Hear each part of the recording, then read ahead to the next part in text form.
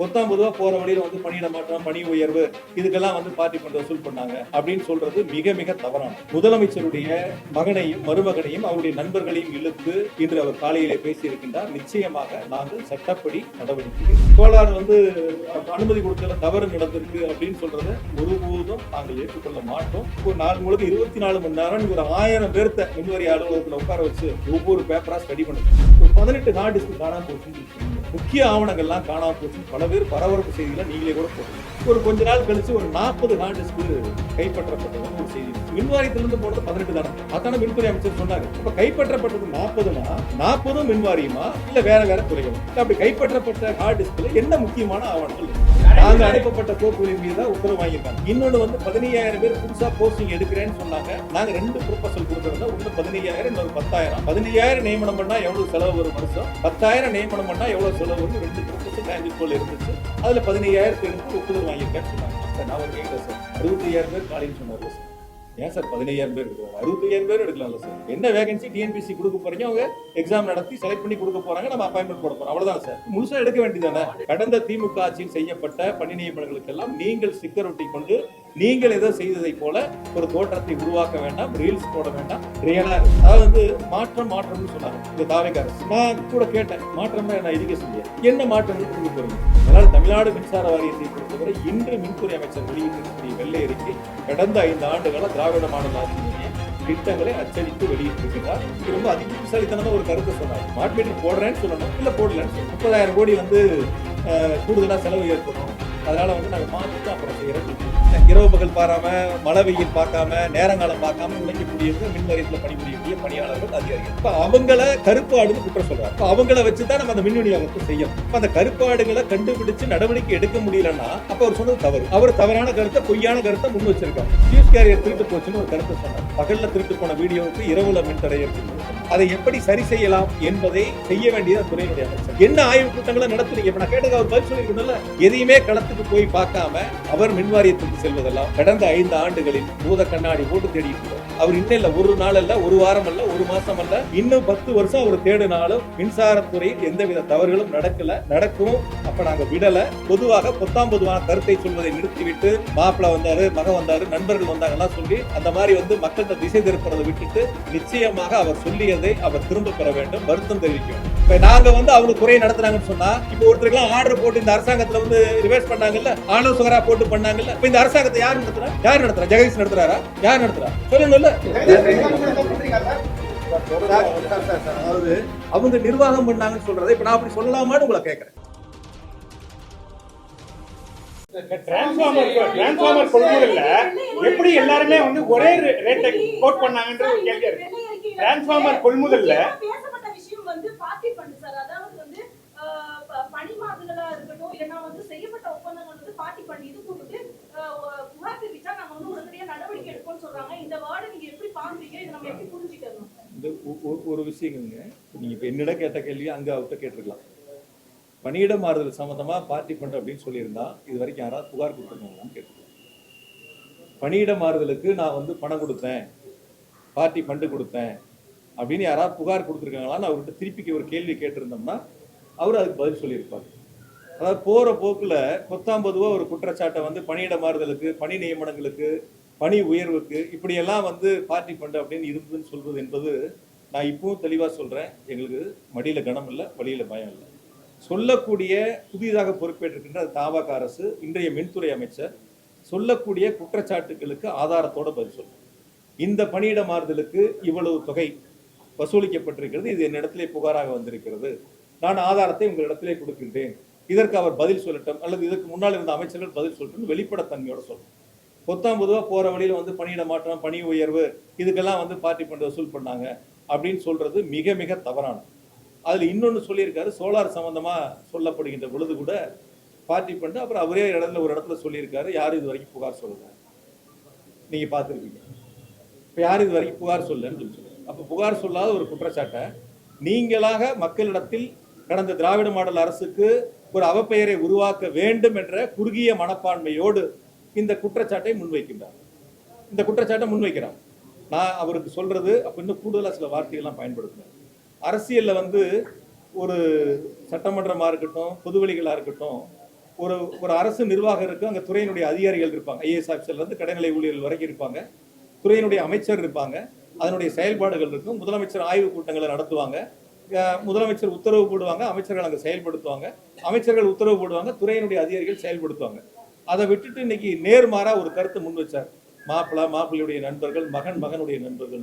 நான் இப்போ ஒன்று சொல்றேன், மின்துறை அமைச்சர் சட்டப்படி நடவடிக்கை எடுக்கணும்.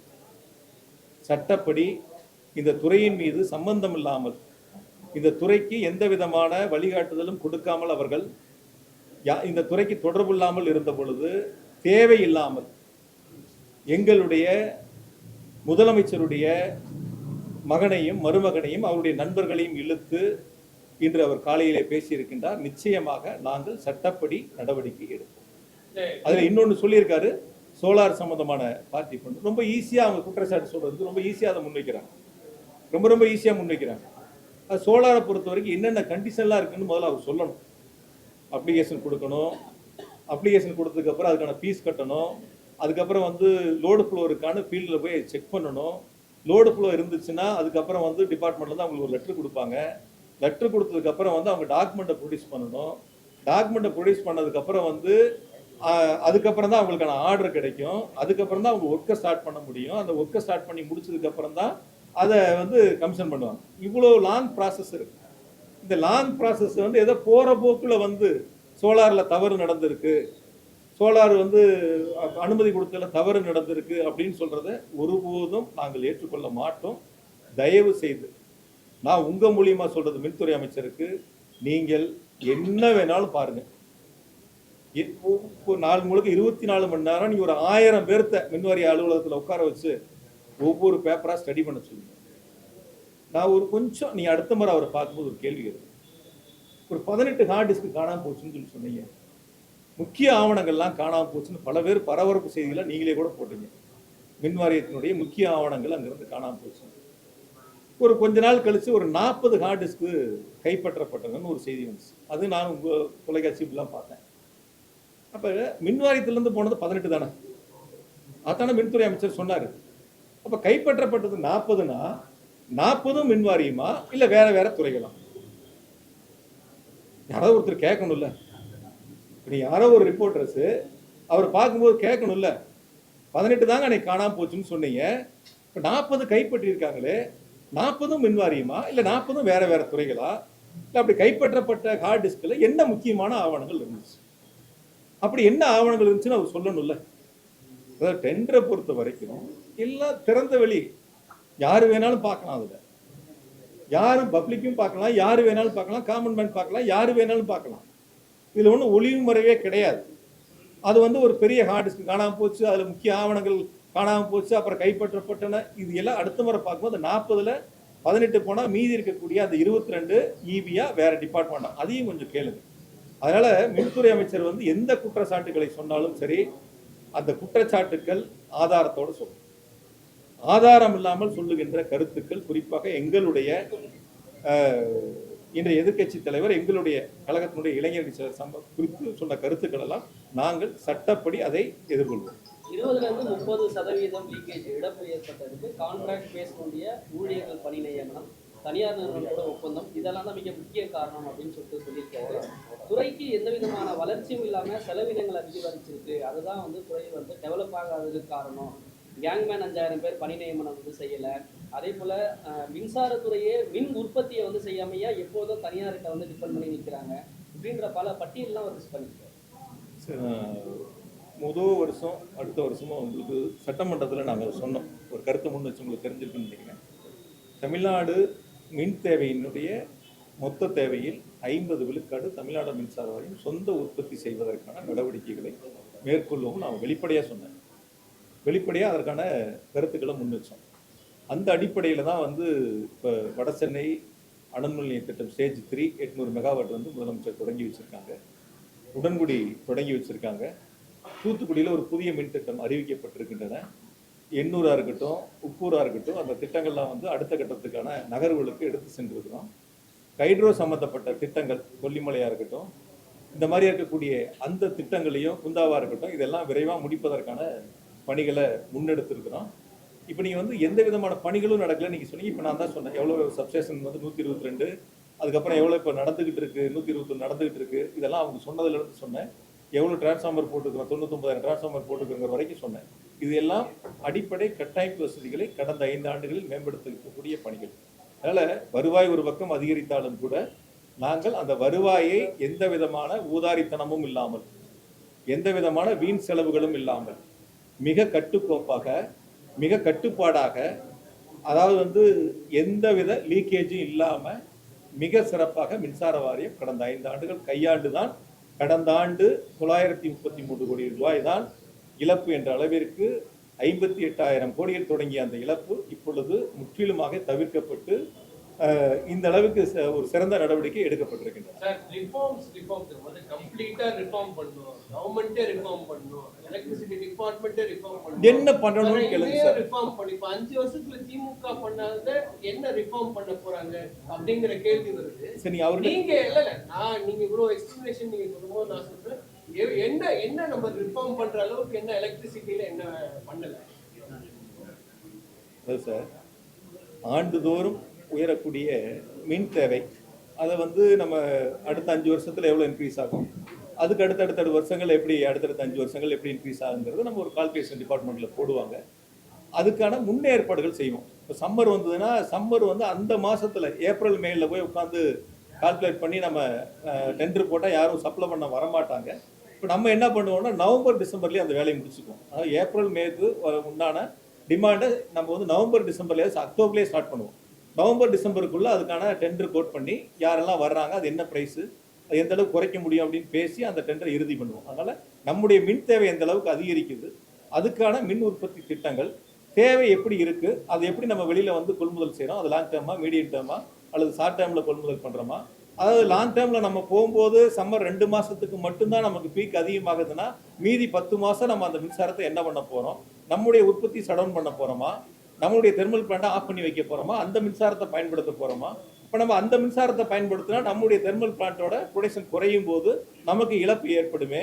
இல்லை அவங்ககிட்ட போட்டது 2 மாதம் மட்டும் வாங்கிட்டு 10 மாதம் வாங்காமல் இருந்தால் 10 மாதத்துக்கு ஃபிக்ஸட் சார்ஜ் கொடுக்கணுமே. இது எல்லாம் துறை அதிகாரிகள் கலந்து பேசி ஆலோசித்து எது நமக்கு சேமிப்பு ஏற்படும், எதில் நமக்கு வந்து குறைந்த செலவினங்கள் ஏற்படும் அப்படிங்கிறத கணக்கிட்டு நம்முடைய தேவைக்கும் நம்முடைய உற்பத்திக்கும் நம்முடைய கூடுதலாக தேவைப்படுகின்ற மின்சாரத்தையும் கொள்முதல் செய்வதற்கான பணிகள் எடுக்கிறது ஒரு வகை. அப்போ எவ்வளவு நமக்கு அதிகரிக்குதோ அதற்கான மின் விநியோக கட்டமைப்பை மேம்படுத்துவது ஒரு வகை. இது 2 தான் மின்சார வாரியத்தில் இருக்கக்கூடிய பணிகள். இந்த 2ஐயும் சீராக நடவடிக்கை எடுத்தால் போதுமானது. அதுக்கு தான் நான் சொன்னேன், போன 5 வருஷத்துல 423 துணை மின் நிலையங்கள் கணக்கெடுக்கப்பட்டு அறிவிக்கப்பட்டு இடங்கள் தேர்வு செய்யப்பட்டு துணை மின் நிலையங்கள் எவ்வளோ முடிச்சிருக்கிறோம், எவ்வளோ நடந்துகிட்டு இருக்குன்னு அவங்க சொல்லியிருக்காங்க, எவ்வளோ இடம் எடுத்திருக்கிறோம், இப்போ அடுத்து அந்த டெண்டருக்கு எவ்வளோலாம் ரெடியாக இருக்குங்கிறத சொல்லியிருக்கோம். இப்போ துணை மின் நிலையங்கள் தேவை, புதிய டிரான்ஸ்ஃபார்மர்கள் தேவை, புதிய லைன்கள் புதுசாக போடணும், அந்த கட்டமைப்பை உருவாக்கணும். இது 2 தான் பெரும்பான்மையாக மின்சார வாரியத்தில் செய்யக்கூடிய பணிகள். கூடுதலாக வந்து தேவைப்படுகின்ற பணியாளர்களை நியமிக்கணும். 5000 பேர் கேங்மேனை பற்றி சொன்னார். நாங்கள் எங்களுடைய கழக தலைவர் முதலமைச்சராக இருந்த பொழுது அந்த கேங்மேன் வந்து முதலமைச்சரை வழியில் பார்த்து கூட அந்த மனுக்களை கொடுத்தாங்க. ஆய்வு கூட்டங்களில் எங்களுக்கு எங்கள் கழக தலைவர் முதலமைச்சராக இருந்த பொழுது போட்ட உத்தரவு அந்த கேங்மேன் 5000 பேரையும் நியமிக்கணும் அப்படின்னு உத்தரவு போட்டாங்க. அதுக்கான எவ்வளவு செலவினங்கள் ஏற்படும், எவ்வளவு பேர் என்னங்கிறதெல்லாம் எடுத்து நாங்கள் நிதித்துறைக்கு அனுப்பியிருந்தோம். அந்த நிதித்துறைக்கு அனுப்பப்பட்ட கோப்புகளின் மீது தான் இப்போ உத்தரவு வாங்கியிருக்காங்க. நாங்கள் அனுப்பப்பட்ட கோப்புகளின் மீது தான் உத்தரவு வாங்கியிருக்காங்க. இன்னொன்று வந்து 15000 பேர் புதுசாக போஸ்டிங் எடுக்கிறேன்னு சொன்னாங்க. நாங்கள் 2 ப்ரொபோசல் கொடுத்துருந்தோம். ஒன்று 15000, இன்னொரு 10000. 15000 நியமனம் பண்ணால் எவ்வளோ செலவு வரும் வருஷம், 10000 நியமனம் பண்ணால் எவ்வளோ செலவு வரும், 2 ப்ரொபோசல் டான்ஜிட் இருந்துச்சு. அதில் 15000 எடுத்து ஒப்புதல் வாங்கியிருக்கேன்னு சொன்னாங்க. சார் நான் ஒன்று கேட்குறேன் சார், 65000 பேர் காலின்னு சொன்னார்ல சார், ஏன் சார் 15000 பேர் எடுக்கிறாரு? 65000 பேர் எடுக்கலாம்ல சார், 65000 பேர் எடுக்கலாம்ல. எடுக்கிறதே எடுக்கிறோம், ஒரே எக்ஸாம் தானே சார். இன்னும் கொஞ்சம் பேருக்கு நிறைய பேருக்கு அவங்க சொன்ன மாதிரி வந்து வாய்ப்புகளும் கிடைக்கும்ல. ஏன் வெறும் 15000 பேர் மட்டும் இப்போ எடுக்கிறேன்னு சொல்கிறாங்க? முழு காலி பணியிடங்களே நாங்கள் நிரப்புறோன்னு அவர் சொல்லலாம்ல. ஏன் அந்த தைரியம் இல்லாமல் போச்சு? இப்போதைக்கு 15000 சார். ஏஐ 300 எடுத்தா என்ன, 3000 எடுத்தா என்ன வேகன்சி டிஎன்பிசி கொடுக்க போகிறீங்க, அவங்க எக்ஸாம் நடத்தி செலக்ட் பண்ணி கொடுக்க போகிறாங்க, நம்ம அப்பாயின்மெண்ட் போட போகிறோம், அவ்வளோதானே சார். முழுசாக எடுக்க வேண்டியதானே. ஆல்ரெடி செலக்ட் ஆனவங்க நிறைய பேர் இருக்காங்க சார். 18 இயர்ஸ்ல போன வாட்டி எக்ஸாம் எடுத்தவங்க கூட நிறைய பேர் இருக்காங்க. அவங்களுக்கு வந்து இந்த ஏஜ் லிமிட் எக்ஸிஸ்ட் ஆயிட்டதுனால அவங்களால இது பண்ண முடியல அப்படின்னு அந்த டிமாண்ட் ரொம்ப நாளா வச்சிருக்கு. இப்ப கரண்ட் பல இடங்கள்ல இப்ப திமுக கவர்மெண்ட் இருக்கும்போது ஷார்டேஜ் வந்து ரொம்ப கம்மியா இருந்துச்சு. இப்ப இங்க ஒரு 40 டேஸ்ல இங்க நிறைய இடங்கள்ல ஷார்டேஜ், இன்க்ளூடிங் பெரம்பூர்லயும் ஷார்டேஜஸ் இருக்கு. இது எப்படி ரெக்டிஃபை பண்ண போறோம்? அதாவது சார், உங்களுக்கு தெரிஞ்சிருக்கும், நீங்கள் என்னோட வந்திருப்பீங்க. கடந்த காலங்களில் வந்து நான் அமைச்சராக இருந்தப்போ வந்து ஆர்கே நகர் தொகுதிக்கு நான் நேரில் போயிருந்தேன். அப்போ என்னோட அந்த எம்எல்ஏ வந்திருந்தாங்க. அப்போ அவங்க எங்கிட்ட சொன்ன கருத்து என்ன சொன்னாங்கன்னா, 10 மணிக்கு மேலே தான் ஸ்ட்ரீட் லைட்டே போடுவோம். ஏன்னா வீடுகளில் வந்து லைட் ஆஃப் பண்ணதுக்கப்புறம் தான் ஸ்ட்ரீட் லைட்டே எங்களால் போட முடியும்னு சொன்னாங்க. அப்பயே வந்து துறையோட அதிகாரிகளை வர சொல்லி அடுத்த 2 நாளில் அங்கே என்ன தேவைகள்ங்கிறது கம்ப்ளீட்டாக வந்து ஆர்எம்இ போடுறதா இருக்கட்டும், டிரான்ஸ்ஃபார்மர் போடுறதா இருக்கட்டும், முழுமையாக போட்டு பல முறை அவர் அந்த எபினேசர் என்னை பார்க்கும்போது நன்றி சொல்லுவார். முதலமைச்சருக்கு உங்களுக்கு நன்றிங்க, துணை முதலமைச்சருக்கு நன்றிங்க. அப்போ நம்ம வந்து எந்தெந்த இடங்கள் நீங்கள் வந்து இன்னொன்று கூட நீங்கள் பார்த்துருப்பீங்க, சட்டமன்றத்தில் ஒவ்வொரு வருஷமும் சட்டமன்றத்தில் மின் வாரியத்தில் தொகுதிகள் வாரியாக செய்யப்பட்ட பணிகளை புக்லெட்டாக போட்டு டேபிள் வச்சுக்கணும். தொகுதி வாரியாக ஒரு தொகுதிக்கு ஒரு நோடல் ஆஃபீஸரும் முதலமைச்சருடைய வழிகாட்டுதலோடு நியமிச்சிருந்தோம். ஒரே தொகுதியில் பல ஏஇ ஆஃபீஸர் இருக்கலாம், ஏடி இருக்கலாம், இ இருக்கலாம். இவர் யார் செஞ்ச பணிகள், நடந்துகிட்டு இருக்கக்கூடிய பணிகள், எடுத்துக்கொள்ளப்பட்ட பணிகள், அதை பட்டியல் போட்டு வச்சோம். ஒவ்வொரு 3 மாதத்துக்கு 6 மாதத்துக்கு ஒருக்காகவும் எங்களுடைய நோடல் ஆஃபீஸர் சம்மந்தப்பட்ட எம்எல்ஏ பார்த்து ஃபோட்டோ எடுத்து குரூப்பில் பண்ணணும். எனக்கு ஒரு வாட்ஸ்அப் குரூப் இருந்துச்சு, 234 தொகுதிக்கு நோடல் ஆஃபீஸருடைய குரூப், சி லெவலில் இருக்கக்கூடியவங்க, எஸ்சி லெவலில் இருக்கக்கூடிய வாட்ஸ்அப் குரூப். அந்த மின்னகத்தை நான் கண்காணித்தேன். 2021ஆம் ஆண்டு 26 எங்களுடைய முதலமைச்சர்கள் அந்த மின்னகத்தை தொடங்கி வச்சாங்க. அந்த மின்னகங்கிறது பொதுமக்களுக்கும் தலைமையுடைய மின்சார வாரியத்திற்கும் ஒரு இணைப்பு பாலமாக இருந்துச்சு. கன்னியாகுமரியில் பவர் கட் ஆனாலும் தலைமைக்கு தெரியும், தூத்துக்குடியில் பவர் கட் ஆனாலும் தலைமைக்கு தெரியும். ஆக நம்ம எந்த இடங்கள்ல அதிகமான கால் வருதுங்கிறத பார்த்து சம்பந்தப்பட்டிருக்கக்கூடிய அதிகாரிகளை அழைச்சு என்ன பிரச்சனைங்கிறத நம்ம சீக்கிரமா முடிப்பதற்கான வாய்ப்புகள் இருக்கும். அதனால அந்த மின்னகத்தை கொடுத்தது மின்சார வாரியத்திற்கு எங்களுடைய கழக தலைவர் முதலமைச்சராக இருந்து நேரில் வந்து அதை தொடங்கி வச்சாங்க. அப்படி பணிகள் வந்து மின்னகமாக இருக்கட்டும், இது போல இருக்கக்கூடிய முன்னேற்பாடுகளாக இருக்கட்டும், நம்முடைய உற்பத்தி வந்து எவ்வளவு இருக்கு, நமக்கு எவ்வளவு டிமாண்ட் இருக்கு, நம்ம எவ்வளவு வந்து அடுத்து தயாராகணும், இது எல்லாம் கணக்கிட்டு செய்யக்கூடியதான் மின்சார வாரியம். இதுதான் வந்து இந்த 5 ஆண்டுகள் மிக சிறப்பாக செய்யப்பட்டிருக்கு. அவர் நீங்க சொல்ற மாதிரி வந்து முழுசா சீரமைக்கணும்னு சொல்றதுல அதாவது வந்து மாற்றம்னு சொன்னாங்க இந்த தாவேக அரசு. நான் கூட கேட்டேன், மாற்றம்னா என்ன, எஜுகேஷன் இல்லையா? உயர்கல்வியில் தமிழ்நாடு இந்தியாவில் ஃபர்ஸ்ட், என்ன மாற்றங்கள் கொடுக்க போறீங்க? ஹெல்த்தில் இந்தியாவில் தமிழ்நாடு ஃபர்ஸ்ட், என்ன மாற்றங்களை கொடுக்க போறீங்க? பொருளாதார வளர்ச்சியில் தமிழ்நாடு டாப்ல இருக்கும், என்ன மாற்றங்களை கொடுக்க போறீங்க? வெறும் வார்த்தையில் மாற்றம் என்று சொல்வதற்கு பதிலாக கல்வியில், மருத்துவத்தில், தொழில்துறையில், மின்சார வாரியத்தில் இந்த மாற்றத்தை கொடுக்க போறோம், இது எங்களுடைய ஸ்டாண்ட், இது எங்களுடைய பாலிசின்னு சொன்னால் நீங்களும் தெரிஞ்சுக்கலாம், நானும் தெரிஞ்சுக்கலாம், மக்களும் தெரிஞ்சுக்கலாம். அதனால் தமிழ்நாடு மின்சார வாரியத்தை பொறுத்தவரை இன்று மின்துறை அமைச்சர் வெளியிட்டிருக்கக்கூடிய வெள்ளை அறிக்கை கடந்த 5 ஆண்டுகால திராவிட மாடல் ஆட்சியினுடைய திட்டங்களை அச்சடித்து வெளியிட்டிருக்கின்றார். அதில் நாங்கள் 5 ஆண்டுகள் செய்த மிக சிறப்பான பணிகள், எங்களுக்கு வழிகாட்டிய கழகத் தலைவர் திராவிட மாடல் ஆட்சியினுடைய நாயகர் மாண்புமிகு தளபதி அவர்கள் கொடுத்த தைரியம், ஊக்கம், நிதி, அத்துணை வளர்ச்சிகளையும் உள்ளடக்கிய அந்த வெள்ளை பேப்பர்.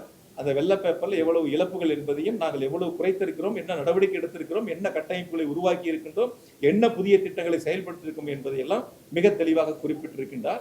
எனவே இனி வரக்கூடிய ஆண்டுகளில் அவர்கள் செய்யக்கூடிய திட்டங்களை வெளிப்படைத்தன்மையோடு செய்ய வேண்டும். தயவு செய்து கடந்த திமுக ஆட்சியில் செய்யப்பட்ட பணி நியமனங்களுக்கெல்லாம் நீங்கள் ஸ்டிக்கர் ஒட்டி கொண்டு நீங்கள் ஏதோ செய்ததை போல ஒரு தோற்றத்தை உருவாக்க வேண்டாம், ரீல்ஸ் போட வேண்டாம். ரியலா இருக்கு சார். மின்கட்டணம் வந்து மாதம் கணக்கிடப்படும் மின்கட்டணம் சொல்லியிருந்தாங்க, வாக்குறுதி கொடுத்தாங்க. இப்போ ஊழியர்கள் பற்றாக்குறையினால முடியாது, அதை செயல்படுத்த முடியாது நிர்மல்குமார் சொல்லியிருக்காரு அமைச்சர். நீங்க அதை சரியான காரணமா? அது சரி, அதோட ஒன்னே மட்டும் மின் கட்டணம் உயர்த்தப்படாது அப்படின்னு சொல்லி அமைச்சர் சொல்லியிருக்காரு. இப்போ இருக்கக்கூடிய மின்சாரத்துறை இருக்கக்கூடிய இப்போ நிதி நிலைமை இருக்கக்கூடிய சூழ்நிலையில அடுத்த 5 ஆண்டுகளுக்கு மின் கட்டணம் உயர்த்தப்படாமல் நடத்த முடியுமா? உங்களோட கருத்து. ஒரு மின்சார ஒழுங்குமுறை ஆணையம் வந்து மின்கட்டணம் உயர்த்துவதற்கான உத்தரவுகளை பிறப்பிக்கிற இடம் மின்சார ஒழுங்குமுறை ஆணையம். இப்போ மின்சார வாரியத்துக்கு அவங்க ஒழுங்குமுறை ஆணையம் உத்தரவுகளை போடுவாங்க, நீங்கள் இவ்வளோ இந்த வருஷம் ஏற்றி ஆகணும்னு சொல்லுவாங்க. ஒன்று அரசு அது ஏற்றணும், இல்லைன்னா அரசாங்கம் அதுக்கான நிதியை கொடுக்கணும்.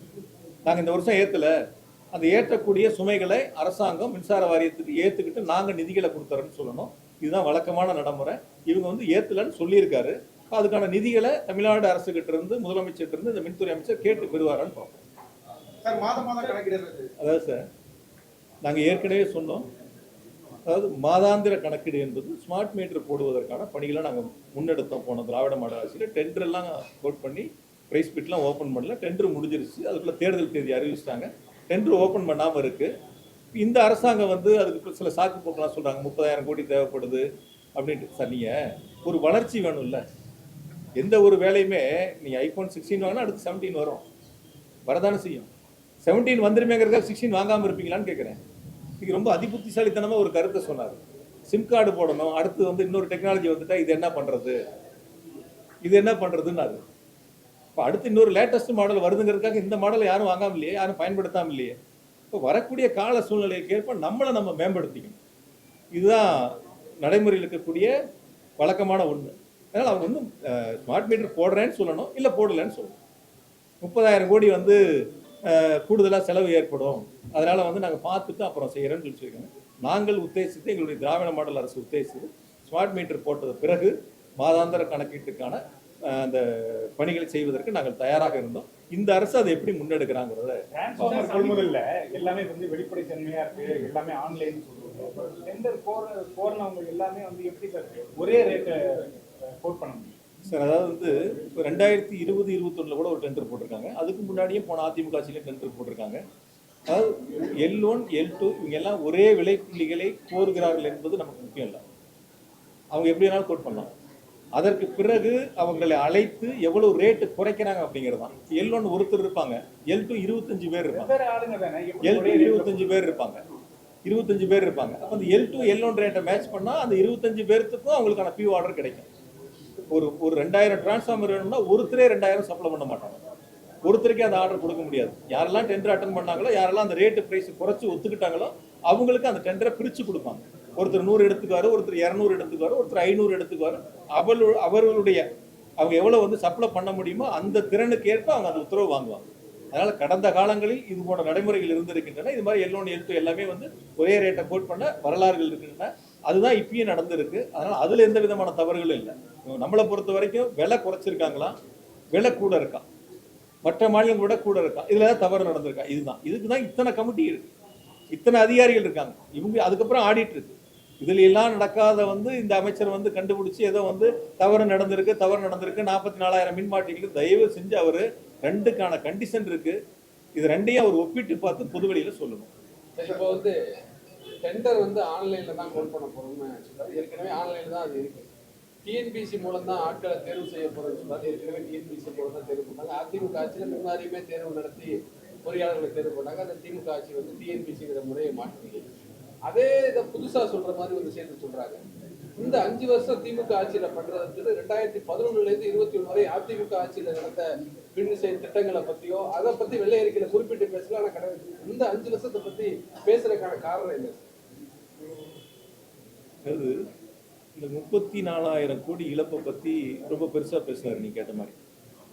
அந்த 56,000 கோடி இழப்பு, 58,000 கோடியை பற்றி ஒன்றும் பெருசாக பேசலாம். அப்படியே ஒரு வரியில் அதை ஒரு வார்த்தையில் கடந்து போயிட்டாங்க. சரி, பரவாயில்ல. அவருடைய எண்ணங்கள் வந்து திமுக மீது பழி போடணும், திமுக 5 வருஷம் திமுக அரசின் மீது பழி போடணும், திமுகவில் ஏதோ ஒரு தவறுகள் நடந்து விட்டதை போல ஒரு தோற்றத்தை உருவாக்கணும். அதுக்கான முயற்சிகளை தான் இன்றைய தாவேக அரசு எடுக்குது. அதுக்கு அவங்க பயன்படுத்தக்கூடிய சில வார்த்தைகளை பயன்படுத்துகிறாங்க. நான் தான் இப்போ முன்னாடி சொன்னேன், நான் சோலாராக இருக்கட்டும், மற்ற விஷயங்களாக இருக்கட்டும், அவங்க சொல்கிறதுக்கான ஆதாரத்தை கொடுக்கலன்னு நாங்கள் சட்டப்படி சந்திப்போம்னு சொல்லியிருக்கோம். அதனால் இனி வரக்கூடிய நாட்களில் அது மாதிரி வந்து தவறுதலாக சொன்னால், ஆதாரம் இல்லாமல் சொன்னால் நிச்சயமாக நாங்கள் வேடிக்கையை பார்க்க மாட்டோம், பொறுத்திருக்க மாட்டோம், சட்டப்படி சந்திப்போம். முதலமைச்சருடைய பதிலுரையில் மின்வெட்டை பற்றி பேசும்போது சிலர் வேண்டுமென்றே சூழ்ச்சி செய்து இந்த மின்வெட்டை ஏற்படுத்துறாங்கன்னு அந்த ஒரு பேச்சை வந்து பேசினாரு. அதுக்கு உங்க பதில் என்ன? இப்ப இருக்கக்கூடிய மின்வெட்டுக்கு அவங்க அரசியல் காரணம் வைக்கிறாங்க. இதுக்கு இப்ப நடைபெறக்கூடிய மின்வெட்டுக்கு காரணம் என்ன நீங்க நினைக்கிறீங்க? விவாதத்தில் பியூஸ் கேரியர் திருட்டு போறது, சில கருப்பாடுகள் இருக்குது அப்படிலாம் சொல்றாங்க. அதாவது மின்வாரியத்தில் பணிபுரியக்கூடியவர்களில் கருப்பாடுகள் இருக்குனர், அப்புறம் 1% கருப்பாடுனர். 100% இருக்கிற இடங்கள்ல 1% கருப்பு யாருன்னு கண்டுபிடிக்க முடியாதா? கண்டுபிடிக்க முடியாதா? 100 பேர் வேலை செய்யற இடங்கள்ல ஒருத்தர் தவறு பண்ணா யார் அந்த தவறு பண்றான்னு கண்டுபிடிச்சு நடவடிக்கை எடுக்க வேண்டியது அரசினுடைய கடமை, துறையினுடைய கடமை. அப்ப நான் முன்னாடி சொன்னேன், இரவு பகல் பாராம, மழை வெயில் பார்க்காம, நேரங்காலம் பார்க்காம உழைக்கக்கூடியவங்க மின் வாரியத்தில் பணிபுரியக்கூடிய பணியாளர்கள், அதிகாரிகள். இப்ப அவங்கள கருப்பு ஆடுன்னு குற்றம் சொல்றாரு. இப்ப அவங்கள வச்சுதான் நம்ம அந்த மின் விநியோகத்தை செய்யறோம். இப்போ அந்த கருப்பாடுகளை கண்டுபிடிச்சு நடவடிக்கை எடுக்க முடியலன்னா அப்போ அவர் சொன்னது தவறு. அவர் தவறான கருத்தை, பொய்யான கருத்தை முன் வச்சிருக்காரு. அது ஒண்ணு. இப்ப சட்டமன்றத்துல நாங்க சொன்னோம், பியூஷ் கேரியர் திருட்டு போச்சுன்னு ஒரு கருத்தை சொன்னார். பகல்ல திருட்டு போன வீடியோவுக்கு இரவுல மின்தடை ஏற்படுதுன்னு சொன்னோம். இப்ப நான் சொன்னேன், பெரம்பூர்ல 260 RMU போட்டிருக்கிறோம் போன 5 வருஷத்துலன்னு சொன்னோம். ஆக ஒரு அரசு அமைந்தவுடன் அந்த அரசினுடைய அமைச்சர், அந்த துறையினுடைய அமைச்சர் சம்பந்தப்பட்ட அதிகாரிகளை அழைத்து ஆய்வு கூட்டங்களை நடத்தி எப்படி அந்த துறை செயல்படுகிறது, எப்படி மின் விநியோகம் நடைபெறுகிறது, எங்கெங்கே தவறுகள் நடைபெறுகின்றன, அந்த மின் விநியோகத்தில் எங்கெங்கே பாதிப்புகள் இருக்கு, அதை எப்படி சரி செய்யலாம் என்பதை செய்ய வேண்டியது அந்த துறையினுடைய அமைச்சர். நான் சட்டமன்றத்தில் கேட்டேன், இது வரைக்கும் நீங்க மீட்டிங் நடத்தலாம்னு சொன்னேன். துறையினுடைய விநியோகத்திற்கான அந்த பணிகளை செய்யக்கூடிய அதிகாரிகளுடைய அலுவலருடைய கூட்டத்தை நீங்க நடத்தலன்னு சொன்னேன். நாங்க பொறுப்பெடுத்த மண்டலங்கள் வாரியாக போய் நேர்ல சம்பந்தப்பட்ட ஏஐ வரைக்கும் அழைச்சு பேசி என்ன தேவை இருக்கு, எப்படி இருக்கு, என்னெல்லாம் செய்யணும்னு கேட்டு வாங்கி அவங்ககிட்ட மைக் கொடுத்து பேச வச்சோம். கருத்துக்களை நாங்க குறிச்சோம். இங்க அதுக்கான நடவடிக்கைகளை எடுத்தோம். நீங்க 40 நாள் ஆயிடுச்சு, 45 நாள் ஆயிடுச்சுங்கிறீங்க. என்ன ஆய்வு கூட்டங்களை நடத்துறீங்க? இப்ப நான் கேட்டதுக்கு அவர் பதில் சொல்லியிருக்கணும்ல.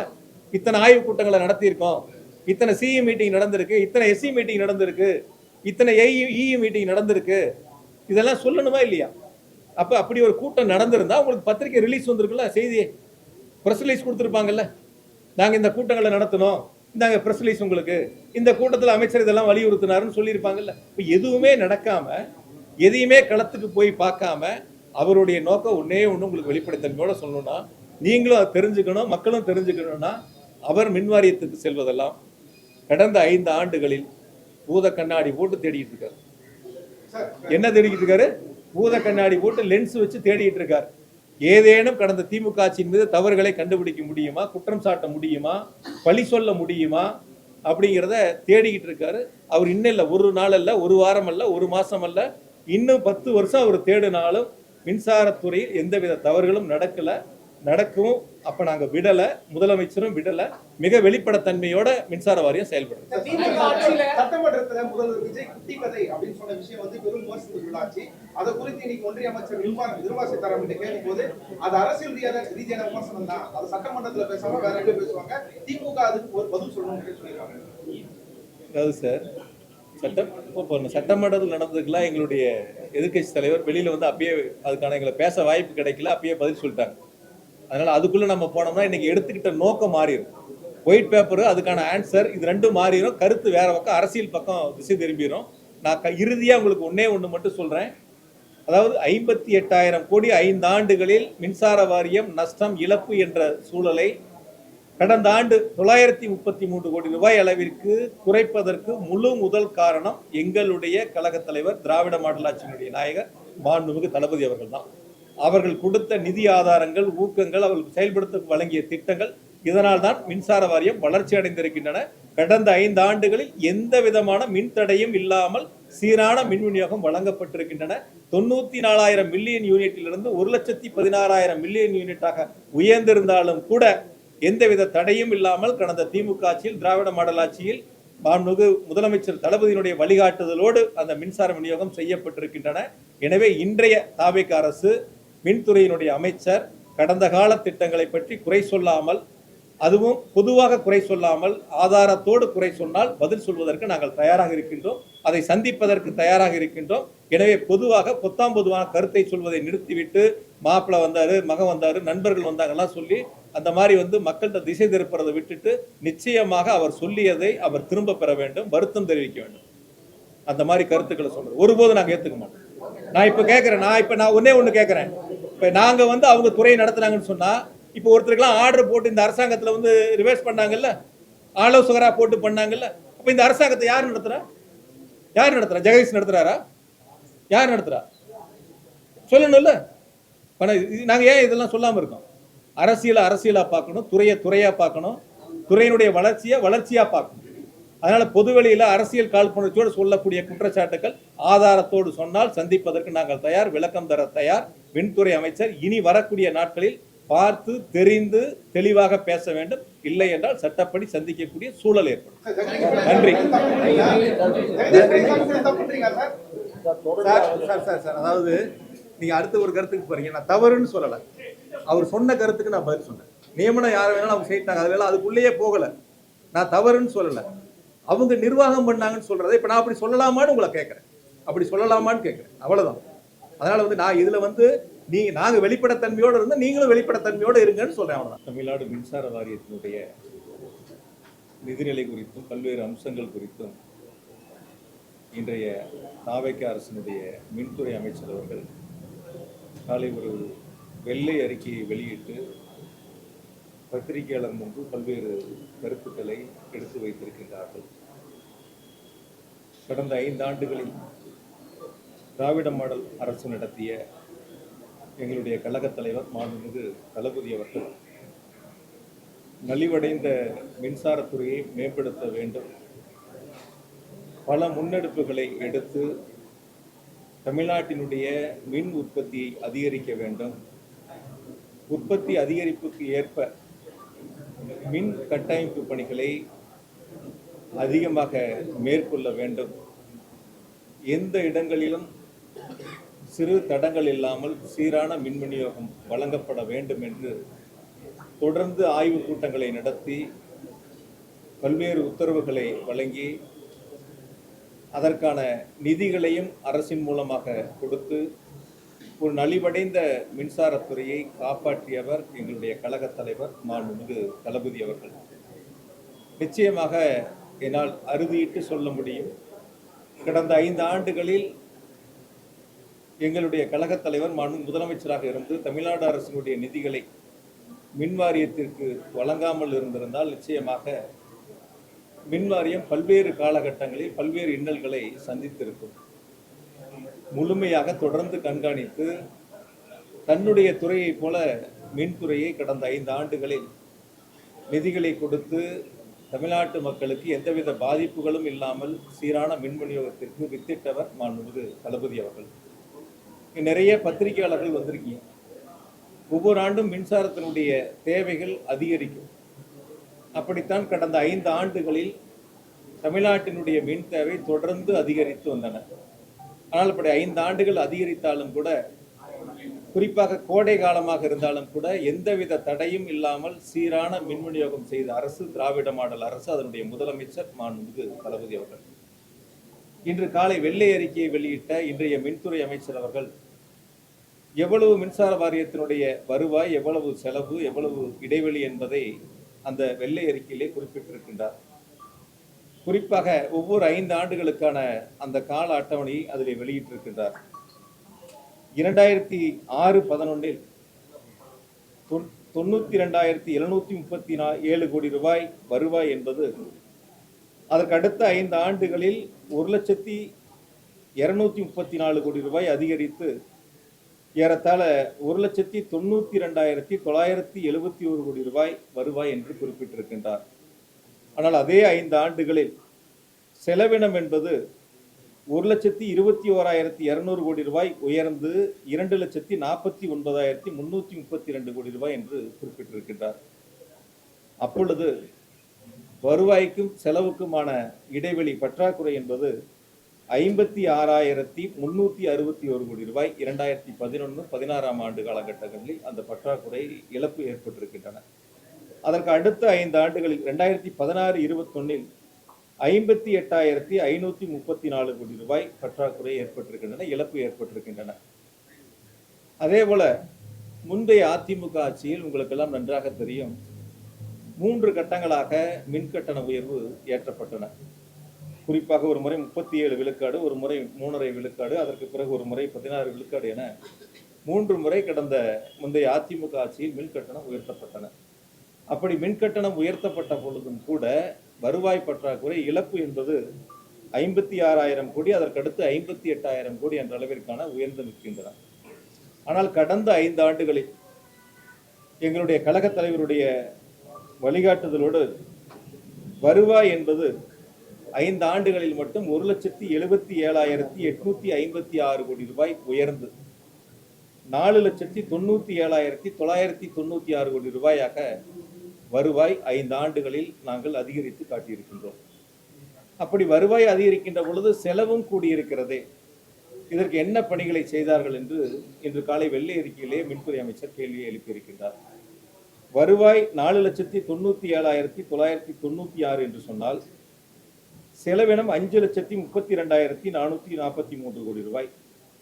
கடந்த 5 ஆண்டுகளில் வருவாய்க்கும் செலவுக்கும் இருக்கக்கூடிய இடைவெளி, அந்த நஷ்ட பற்றாக்குறை என்பது 34,447 கோடி ரூபாய். முந்தைய அதிமுக ஆட்சியில் 56,000 கோடி, அதற்கடுத்து 58,000 கோடி என்று இருந்ததை ஏறத்தாழ 34,000 கோடியாக 24,000 கோடி ரூபாய் அளவிற்கான இடைவெளிகளை குறைத்து 34,000 கோடியாக குறைத்திருக்கின்றோம். அப்படி குறைத்தாலும் கூட அவர்கள் சொல்லி இருக்கக்கூடிய கூற்றின் அடிப்படையிலே பார்த்தால் கூட முதலாண்டிலே 12,000 கோடி இழப்பு என்பது கடந்த ஆண்டு 934 கோடி ரூபாய் பெரும் இழப்பு என்ற அளவிற்கு ஆண்டுதோறும் படிப்படியாக பல்வேறு நடவடிக்கைகளை எடுத்து அதற்கான செலவினங்களை இழப்புகளை குறைத்திருக்கின்றோம்.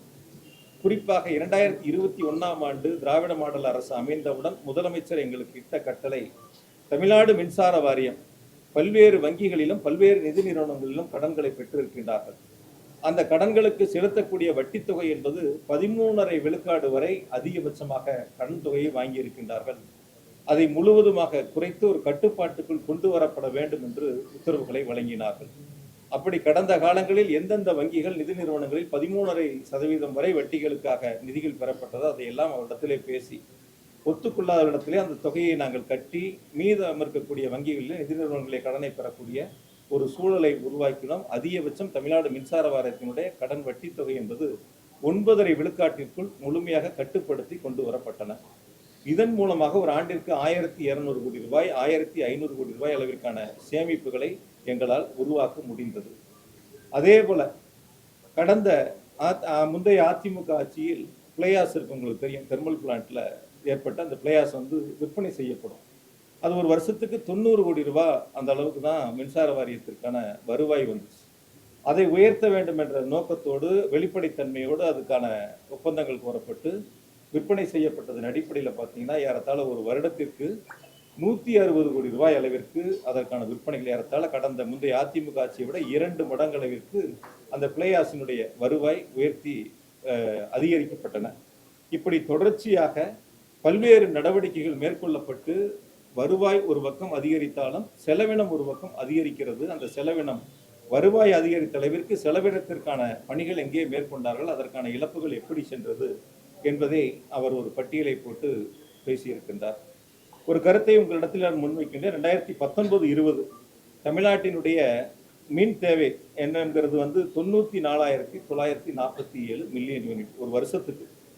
அதுவே 2021 93,344, அது கோவிட் காலம். அதுக்கடுத்து 2021-22 98,674 million unit. 2022-23 1,03,546 million unit. 2023-24 1,11,504 million unit. 2024-25 1,16,813 million unit. ஆக 94,000 மில்லியன் யூனிட்ல இருந்து 1,16,000 மில்லியன் யூனிட் வரைக்கும் உயர்ந்திருக்கு. அப்படி நீங்க பாத்தீங்கன்னா ஏறத்தாழ 5 வருஷத்துல 25,000 மில்லியன் யூனிட் உயர்ந்திருக்கின்றன. அப்படி உயர்ந்த மில்லியன் யூனிட் மின் நுகர்வுக்கு ஏற்ப நாம் கொள்முதல் அதிகரிக்க வேண்டும், அதே போல உற்பத்திகள் அதிகரிக்க வேண்டும். அப்ப நம்ம உற்பத்தி அதிகரிக்கின்ற பொழுது அதற்கான செலவினங்கள் நமக்கு உறுதியாக கூடும். இந்த தேவைகளை பூர்த்தி செய்வதற்காக வெளிச்சந்தையில் நாம் மின்சாரத்தை கொள்முதல் செய்கின்ற பொழுது அதற்கான செலவினங்களும் நிச்சயமாக கூடும். இதை அந்த வெள்ளை அறிக்கையில் வெளியிட்டிருந்தால் மிக சிறப்பாக இருந்தது. எவ்வளவு வருமானம் வந்துச்சுன்னு காட்டினவங்க, எவ்வளவு செலவு வந்துச்சுன்னு காட்டினவங்க, எந்தெந்த வகையில் அந்த வருமானங்கள் வந்துச்சு, எந்தெந்த வகைகளில் அந்த செலவினங்கள் ஏற்பட்டது, இது வெள்ளை அறிக்கையில் இருந்திருந்தா மிக சிறப்பாக இருந்திருக்கும். அதை தவிர்த்து அவர்களுக்கு வசதியாக மக்களிடத்தில் ஒரு மாற்று கருத்தை முன்வைக்க வேண்டும் என்ற நோக்கத்தோடு அந்த வெள்ளை அறிக்கை தயாரிக்கப்பட்டிருக்கின்றன.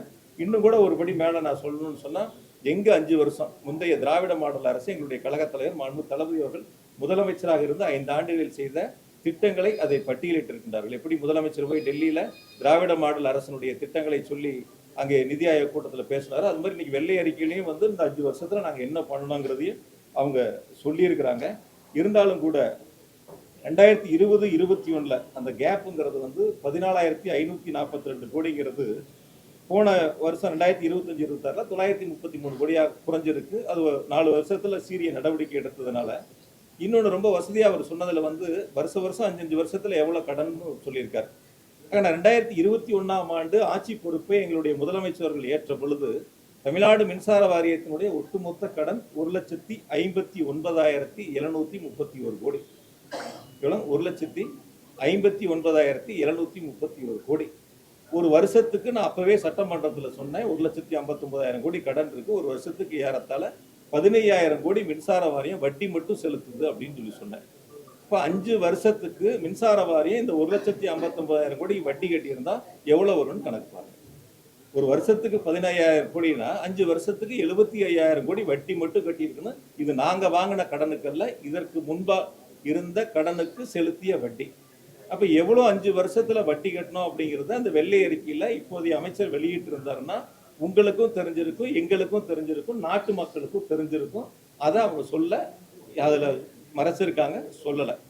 ஆக பழைய கடன் இருக்கிறதுல வட்டி கட்டியிருக்கிற எவ்வளோங்கிறத தெளிவுபடுத்தினா மிக சிறப்பாக இருக்கும். 5 வருஷம் ஒட்டு மொத்தமாக மின்சார வாரியம் இதே வந்து நிதிநிலை அறிக்கைக்கு முன்பாக அந்த வெள்ளை அறிக்கை கொடுத்தாங்க கவர்னர் உரைக்கு முன்னாடி. அப்போ அதில் ஒரு வருஷத்துக்கு எவ்வளோ வட்டி கட்டுறோம், மொத்த வட்டி எவ்வளவு, இதெல்லாம் கணக்கிட்டு சொன்னாங்க. மொத்த வருவாயில் எவ்வளோ வட்டின்னு சொன்னாங்க. ஆனால் இதில் அதை சொல்லலை. எவ்வளோ வட்டி வந்து 5 வருஷத்தில் நம்ம கட்டியிருக்கிறோம் அப்படிங்கிறத தெளிவுபடுத்துவதற்கான அந்த முயற்சிகளை அவர்கள் முன்னெடுக்கவில்லை. அதற்கு அடுத்து எந்தெந்த வகைகளில் வந்து நம்ம செலவினங்கள் உயர்ந்திருக்கு அப்படிங்கிறதையும் அவங்க சொல்லியிருக்கணும். அது முழுமையாக சொல்லலை, அதை மறைச்சிருக்கிறாங்க.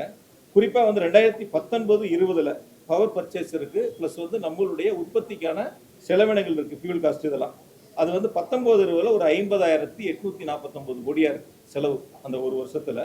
24-25 பார்த்தீங்கன்னா அது 65,000 கோடியா உயருது. ஏறத்தாழ வந்து 50,000 கோடியிலேருந்து 65,000 கோடினா பர்ச்சேஸும் நம்மளுடைய உற்பத்திக்கான ஃபியூல் காஸ்ட் இதெல்லாம் சேர்த்துனீங்கன்னா ஒரு 15,000 கோடி உயருது. அப்போ அது நம்மளுடைய எவ்வளவு மின் தேவை நம்ம இடத்துல அதிகரிச்சிருக்கோ அந்த மின் தேவை அதிகரிகளுக்கு ஏற்ப உற்பத்தியை நாம் ஒரு பக்கம் அதிகரித்திருக்கின்றோம். அந்த அதிகரிப்புக்கான செலவினங்கள் கூடியிருக்கின்றன. அதே போல வெளியில் கொள்முதல் செய்யப்பட்ட மின்சாரத்திற்கான செலவினங்கள் கூடியிருக்கின்றன. இதனால் ஏற்பட்ட செலவினங்கள் என்பதை அவர்கள் குறிப்பிட மறந்துட்டாங்க. அது ஒன்று. அதே போல நம்ம வெளியிலிருந்து வாங்கக்கூடிய மின்சாரத்துக்கு டிரான்ஸ்மிஷன் சார்ஜ்னு ஒன்று போடுவாங்க. அது பார்த்தீங்கன்னா 2019-20 4,564 கோடி அப்போ வந்து செலவு ஒரு வருஷத்துக்கு. இப்போ 2024-25 கேப்பில் பார்த்தீங்கன்னா 9,548 கோடி. ஏறத்தாழ 2 மடங்காக அந்த டிரான்ஸ்மிஷன் சார்ஜ் வந்து உயர்ந்திருக்கு. அதையும் அதில் அவங்க இதெல்லாம் குறிப்பிட்டிருக்கலாம். இதெல்லாம் ஏற்பட்ட செலவினங்களுடைய உயர்வு. இதனால தான் அந்த செலவினங்கள் அதிகரிச்சிருக்கு அப்படிங்கிறத அவங்க எல்லாம் ஒரு பக்கம் சுத்தமாக மறைச்சிருக்காங்க.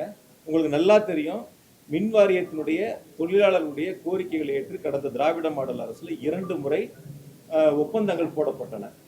2 முறை ஒப்பந்தங்கள் அவர்கள் விரும்பக்கூடிய வகையில் மனமகிழ்ச்சியோடு ஏற்றுக்கொள்ளக்கூடிய வகையில் எங்களுடைய கழகத் தலைவர் அப்போதைய முதலமைச்சராக இருந்து அந்த 2 ஒப்பந்தங்களை அவர்களுக்கு வழங்கினார்கள். அந்த வகையில் பார்த்தீங்கன்னா கடந்த காலங்களுக்கும் இப்பயும் அந்த எம்ப்ளாய்க்கான காஸ்ட் செலவினங்கள் இருக்கும்.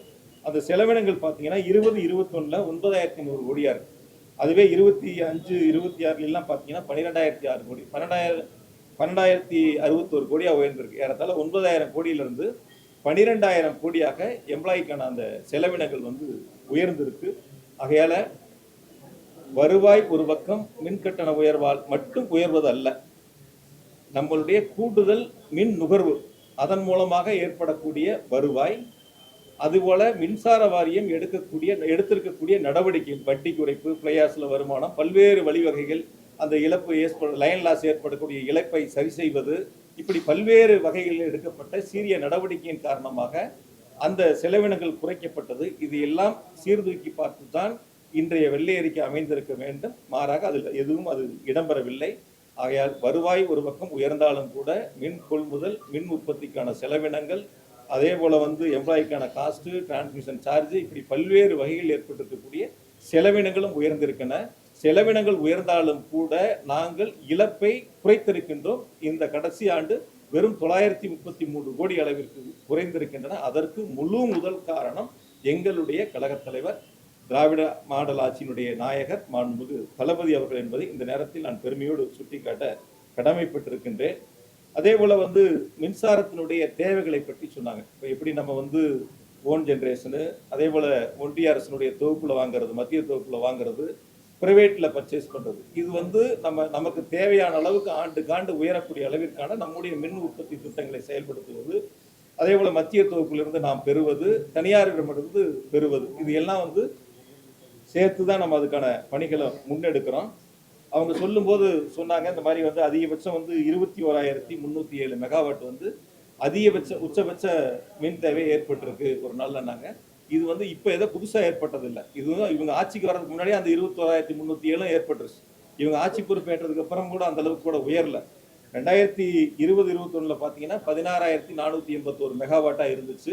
அது அப்படியே படிப்படியாக உயர்ந்து 21-22 17,916 megawatt 96 megawatt, 22-23 18,053 megawatt, 23-24 19,409 megawatt, 24-25 20,830 megawatt, 25-26 இப்போ 21,307 மெகாவாட். இப்போ இந்த கவுண்டிங்க்கு முன்னாடி இதுதான் ஆண்டுதோறும் படிப்படியாக உயர்ந்து நம்முடைய மின் தேவை அதிகரித்திருக்கின்றன. இந்த மின் தேவை அதிகரித்ததற்கேற்ப நாம் பல்வேறு பணிகளை செஞ்சிருக்கோம். இன்னொன்று ரொம்ப விவரமாக காலையில் ஒரு கருத்தை முன் வச்சாரு. அதாவது வந்து மின்சாரத்தினுடைய தேவைகளை நம்ம வந்து பூர்த்தி செய்யக்கூடிய வழிகள் இருக்கு. எமர்ஜென்சிக்கு நம்ம எக்ஸ்சேஞ்சில் வாங்குறோம். அந்த எக்ஸ்சேஞ்சில் வாங்குறதுக்கு அன்றைய எக்ஸ்சேஞ்ச் என்ன ரேட்டு நிர்ணயிக்குதோ அந்த ரேட்டை நம்ம எக்ஸ்சேஞ்சுக்கு தான் பணம் கொடுக்குறோம். யாரும் வந்து நமக்கு சப்ளை பண்ணுறவங்களுக்கு நம்ம கொடுக்கறது இல்லை. மின்சார வாரியம் யார் எக்ஸ்சேஞ்சு கொடுக்குறாங்கன்னு நமக்கு தெரியாது. நம்ம எக்ஸ்சேஞ்சில் பணத்தை கட்டுறோம், அவங்க நமக்கு சப்ளை கொடுக்குறாங்க, நம்ம அதை பயன்படுத்திக்கிறோம், அவ்வளோதான். இதுதான் எக்ஸ்சேஞ்சுக்கும் மின்சார வாரியத்துக்கும் உள்ள நடைமுறைகள். யார் சப்ளையர், கருப்பா சாப்பா யாருமே நமக்கு தெரியாது. யாருமே அதுதான், இப்போ இருந்தாலும் சரிதான், முன்னாடி இருந்தாலும் அதுதான். அதனால எக்ஸ்சேஞ்சுக்கு எமர்ஜென்சிக்கு நம்ம வாங்குறோம். இன்னொன்று ஷார்ட் டைமில் வந்து நம்ம டெண்டர் போட்டு வாங்குறது இருக்கு. அதே போல் வந்து மீடியம் டைமில் நம்ம டெண்டர் போட்டு வாங்குறது இருக்கு. லாங் டைமில் டெண்டர் போட்டு வாங்குறது இருக்கு.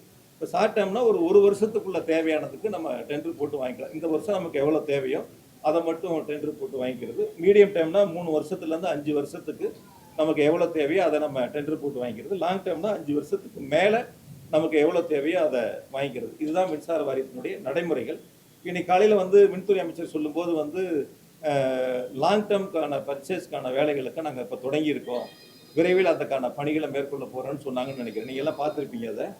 அதாவது ஒரு வகையில்னா நமக்கு வந்து அதிகமான தேவைகள் வந்து சம்மரில் தான் இருக்குது. கோடை காலங்களில் தான் நம்முடைய உச்சபட்ச மின் தேவைகள் இருக்குது.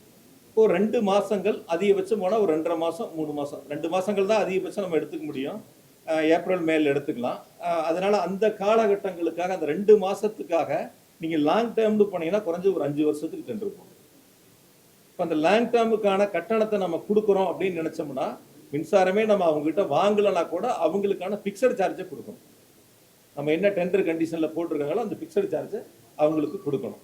அதனால சம்மரில் கூடுது, அந்த 2 மாதம் கூடுது, 15 நாள் கூடுது, 1 மாதம் கூடுது அப்படின்னா இது வரைக்கும் நம்ம இந்த 4-5 ஆண்டுகள் எப்படி நம்ம அதை வந்து மெயின்டைன் பண்ணி கண்ட்ரோல் பண்ணணும் அப்படின்னு கேட்டிங்கன்னா 1 வாரம் தேவை அப்படின்னு நம்ம உணர்ந்தோம்னா அந்த 1 வாரத்துக்கான பர்ச்சேஸ் மட்டும் வச்சுக்கிட்டோம், அதை மட்டும் டெண்டர் போட்டோம்.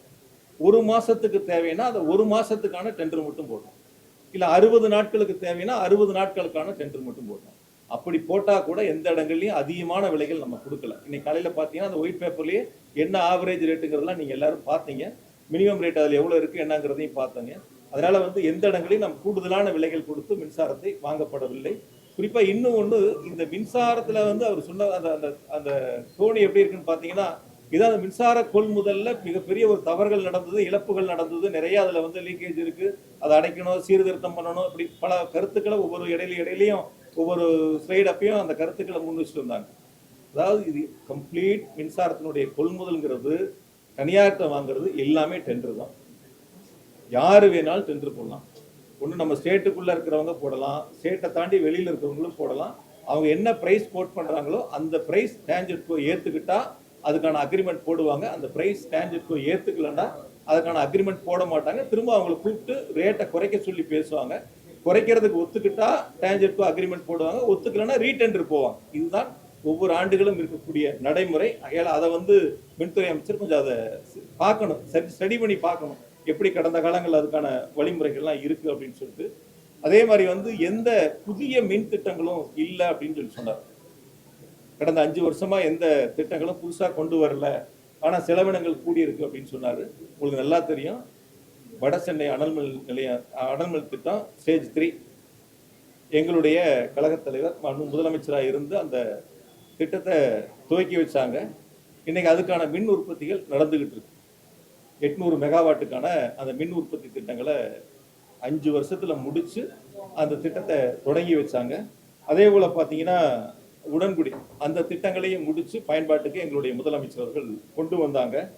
பொதுவாக போன 5 வருஷத்துல வந்து பார்த்தீங்கன்னா 9032 மெகாவாட் வந்து நம்மளுடைய அந்த நிறுவுதிறனில் கூடுதலாக சேர்க்கப்பட்டிருக்கு. ஒரு 5 வருஷத்துல மட்டும் நம்ம கூடுதலாக சேர்க்கப்பட்டது. அதில் சோலார் வந்து 7769 மெகாவாட்டு கூடுதலாக கடந்த 5 ஆண்டுகளில் சேர்க்கப்பட்டிருக்கின்றன. எண்ணூர் திட்டத்தை பற்றி சொன்னாங்க. அது ஏற்கனவே 73% பணிகள் நிறைவு செய்யப்பட்டிருக்கின்றன. அதே போல உப்பூர் திட்டங்களை பற்றி அதை சொன்னாங்க.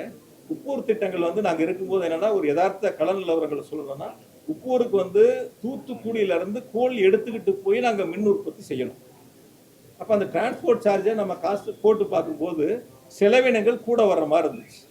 அதுக்காக மின்சார வாரியம்னா அது சம்மந்தமாக ஆய்வு பண்ணி செலவினங்கள் எவ்வளோ வரும், நமக்கு தூத்துக்குடியிலேருந்து உப்பூருக்கு நம்ம கோல் எடுத்துகிட்டு போய் டிரான்ஸ்போர்ட்டில் செலவு கூட வந்தால் நமக்கு இழப்புகள் ஏற்படுமே, அதை ஆய்வு செஞ்சு அந்த திட்டங்களை மறுபரிசீலனை பண்ணலாங்கிறதுக்காக அந்த ஆய்வுக்கு உட்படுத்தப்பட்டிருக்கு. அதே போல் நீங்கள் இன்னொரு திட்டத்தை எடுத்துக்கிட்டிங்கன்னா குந்தா இருக்குது. அவங்க வந்து பம்பு ஸ்டோரேஜ் எல்லாம் சொன்னாங்க. அந்த குந்தாவை பொறுத்த வரைக்கும் வந்து 2021 வரைக்கும் வெறும் 183 கோடி தான் செலவாயிருந்தது. நாங்கள் 5 வருஷத்தில் அது 2942 கோடி செலவு பண்ணியிருக்கிறோம். ஏறத்தாழ 85 விழுக்காடு பணிகள் முடிஞ்சிருச்சு. மீதம் இருக்கக்கூடிய பணிகள் நடந்துகிட்டு இருக்கு. விரைவாக அது முடிக்க போறாங்க. கொல்லிமலை திட்டத்தை பொறுத்த வரைக்கும் பார்த்தீங்கன்னா வெறும் 73 கோடி தான் செலவாயிருந்தது. நாங்கள் அதுக்கப்புறம் வந்து இப்போ 500 கோடி செலவு பண்ணியிருக்கோம். 506 கோடி செலவு பண்ணி ஏறத்தாழ 90 விழுக்காடு பணிகள் நிறைவடைஞ்சிருக்கு.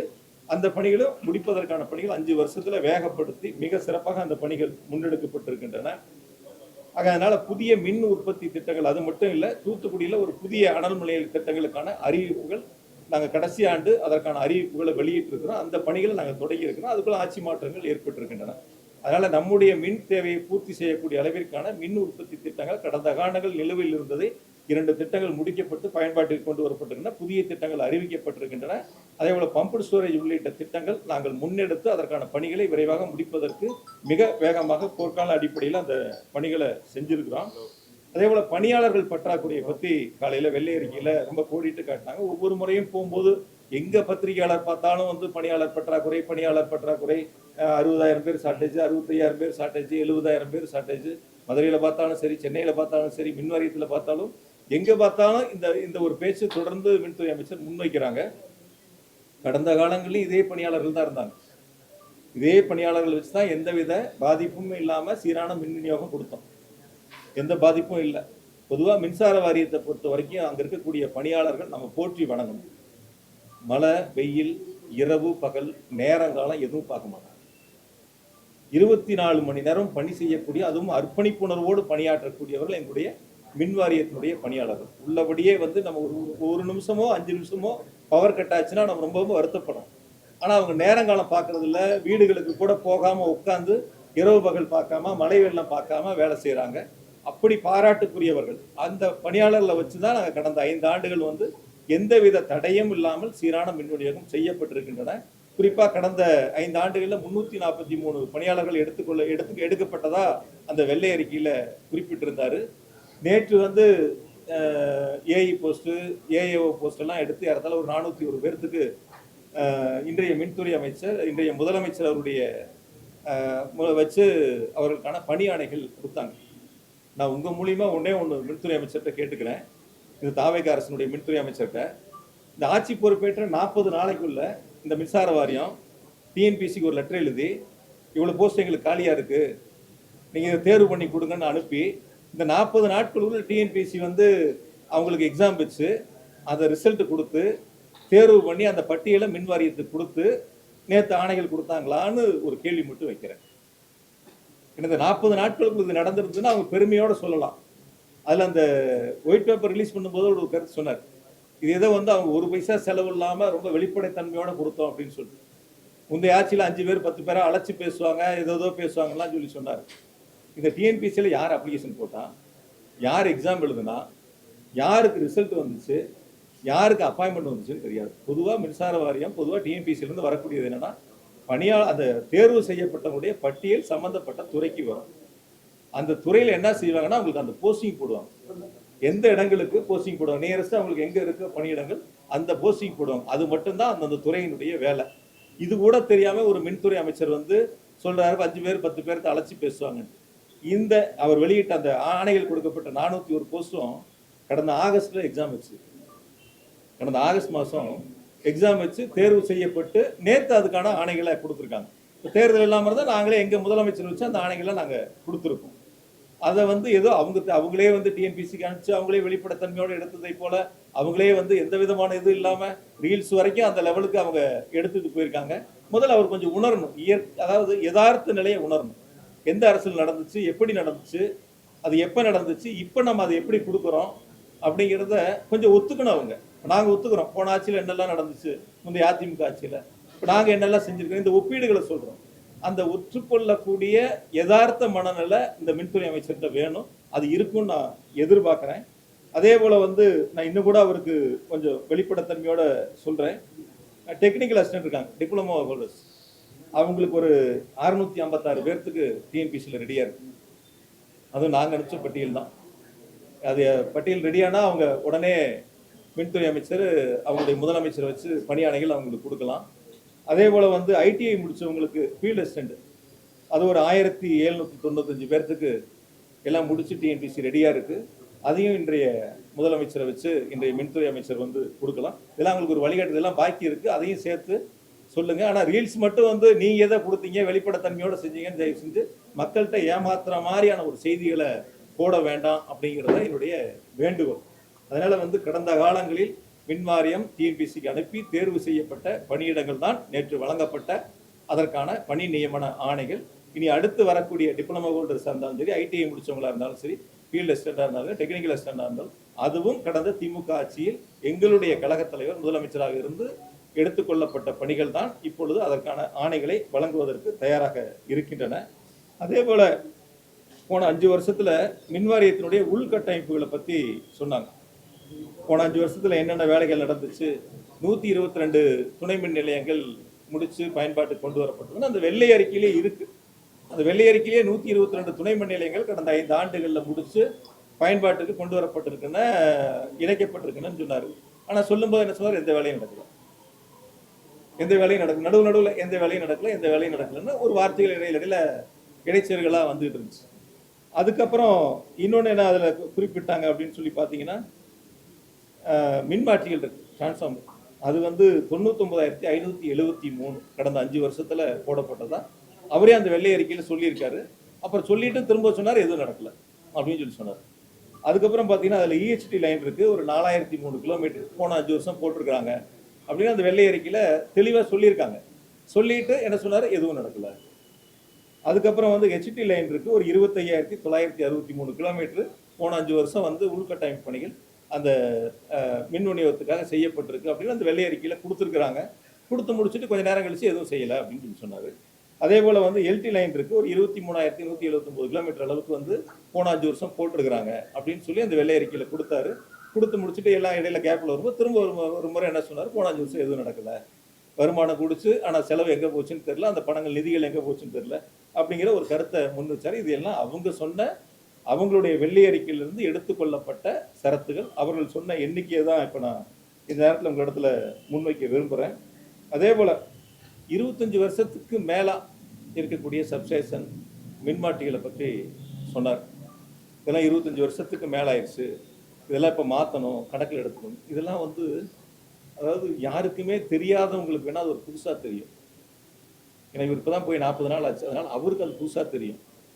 ஏற்கனவே மின்வாரியத்தில் பணியாற்றக்கூடியவங்களுக்கு இது தொடர்ந்து அங்கேயே இருக்கிறதுனால அவங்களுக்கு இதெல்லாம் ஒவ்வொரு அரசும் ஆண்டுதோறும் செய்யக்கூடிய தொடர் நடைமுறை பணிகள் ஒவ்வொரு வருஷமும் எடுப்பாங்க. இப்போ நம்ம அசம்பிளியில் அனௌன்ஸ் பண்ணுவோம், ஒவ்வொரு வருஷமும் வந்து இந்த வருஷம் எவ்வளோ துணை மின் நிலையங்கள் எடுத்துக்கிறோம், ஒவ்வொரு வருஷமும் அப்படி நம்ம துணை மின் நிலையங்களுடைய அறிவிப்புகளை வெளியிடுவோம். அந்த வகையில் போன 5 வருஷத்தில் 423 துணை மின் நிலையங்களுக்கான அறிவிப்புகள் வெளியிடப்பட்டன. 5 வருஷம் சேர்ந்து 423 துணை மின் நிலையங்களில் பணிகள் முடிக்கப்பட்டு பயன்பாட்டு கொண்டு வரப்பட்டது இருக்குது. பணிகள் நடந்துகிட்டு இருக்கிறது ஒரு பக்கம் இருக்குது. நிலம் எடுத்து அதற்கான திட்ட மதிப்பீடுகள் தயார் செய்யப்பட்டு டெண்டர் கோர வேண்டிய ஸ்டேஜில் இருக்கிறது இருக்குது. சில பணிகள் வந்து நிலம் இல்லாத இடங்களும் இருக்குது. இது எல்லாம் வந்து தொடர் நடைமுறைகள். அதனால ஏதோ புதுசா வந்து 25 வருஷத்துக்கு மேல இருக்கிறது அப்படின்னு சொன்னார். நான் கூட ஒரு கருத்து சொல்ல முடியும். அதாவது என்னன்னா, எங்கெல்லாம் நாங்கள் வந்து இந்த லோ வோல்டேஜ் இருக்கு அந்த மாதிரி இருக்கிறதெல்லாம் நாங்கள் கணக்கெடுத்து ஏறத்தாழ 20,000க்கும் மேற்பட்ட டிரான்ஸ்ஃபார்மர் மாற்றுறோம்.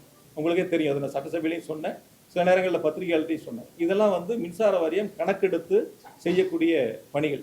இப்போ சென்னையில் எடுத்துக்கிட்டிங்கன்னா பார்த்தீங்கன்னா வந்து ஆர்எம்இ போட்டோம். நிறைய எங்களுடைய கழக இளைஞரணி சிலர் துணை முதலமைச்சர் வந்து சேப்பாக்கம் திருவல்லிக்கேணியில் கூட அவருடைய கைகளாலேயே வந்து அந்த ஆர்எம்இ வந்து பயன்பாட்டுக்கு கொண்டு வந்தாங்க.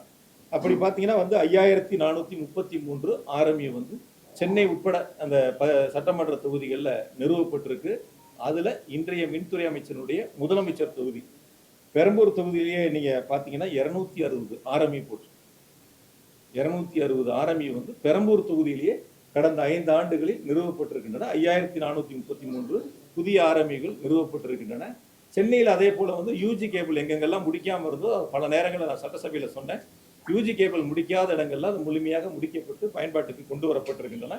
அதையும் நான் எவ்வளோ என்னங்கிறதையும் சொன்னேன். அதே போல் ஒரு நிகழ்ச்சி ஒன்று மின்வாரியத்தினுடைய தலைமை அலுவலகத்தில் நடந்துச்சு. ஒரு 300 பேர்த்துக்கு வந்து பணி உயர்வு கொடுத்து, அவங்களுக்கு இஇ போஸ்ட் பணி உயர்வு கொடுத்து, ஏதோ புதுசாக இந்த அரசு வந்தோடனே வந்து இது வரைக்கும் மின்வாரியத்தில் பணி உயர்வே நடக்கலை, 20 வருஷமாக காத்திருந்த ஒருத்தர் வந்து என்ன பார்த்தாருன்னு இன்னைக்கு அந்த ஒயிட் பேப்பர் ரிலீஸ் பண்ணுறப்ப பத்திரிகையாளர் சந்திப்பில் சொன்னாங்க. எனக்கு தெரிஞ்ச வரைக்கும் ஒவ்வொரு வருஷமும் அந்த மின்கல பணியாளர்களை கேட்டாலே சொல்லுவாங்க, அங்கே இருக்கக்கூடிய தொழிற்சங்கங்களை கேட்டாலே சொல்லுவாங்க, ஒவ்வொரு வருஷம் தேதி குறிப்பிடாமல் தேதி மாறாமல் அந்த குறிப்பிட்ட தேதிக்கு முன்பாகவே மின்சார வாரியம் கடந்த 5 ஆண்டுகளாக அவர்களுக்கான பணி உயர்வு வழங்கப்பட்டிருக்கின்றன.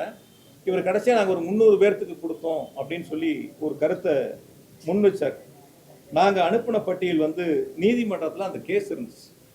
டைரெக்டாக போஸ்டிங் வந்தவங்களுக்கும் உள்ள டிபார்ட்மெண்ட்ல இருந்து படித்து அந்த போஸ்டிங் வந்தவங்களுக்கான வித்தியாசங்கள் கோர்ட்டில் இருந்துச்சு. அந்த கோர்ட்டு வந்து 11ஆம் தேதி 11/3/2026 ஒரு தீர்ப்பு சொல்கிறாங்க. அந்த தீர்ப்பின் அடிப்படையில் நாங்கள் 12ஆம் தேதி சம்பந்தப்பட்ட அலுவலகங்களுக்கு அந்தந்த மாவட்டங்களில் பட்டியலை சரிபார்த்து எங்களுக்கு தலைமைக்கு திருப்பி அனுப்புமாறு மின்சார வாரியம் கேட்டிருக்கு. அந்த பட்டியலை சரிபார்த்து கொடுங்க. 11ஆம் தேதி தீர்ப்பு, 12ஆம் தேதி அந்தந்த அலுவலகங்களுக்கு அனுப்பி வச்சு பட்டியலை சரிபார்த்து கொடுங்கன்னு அனுப்பிச்சிருக்காங்க.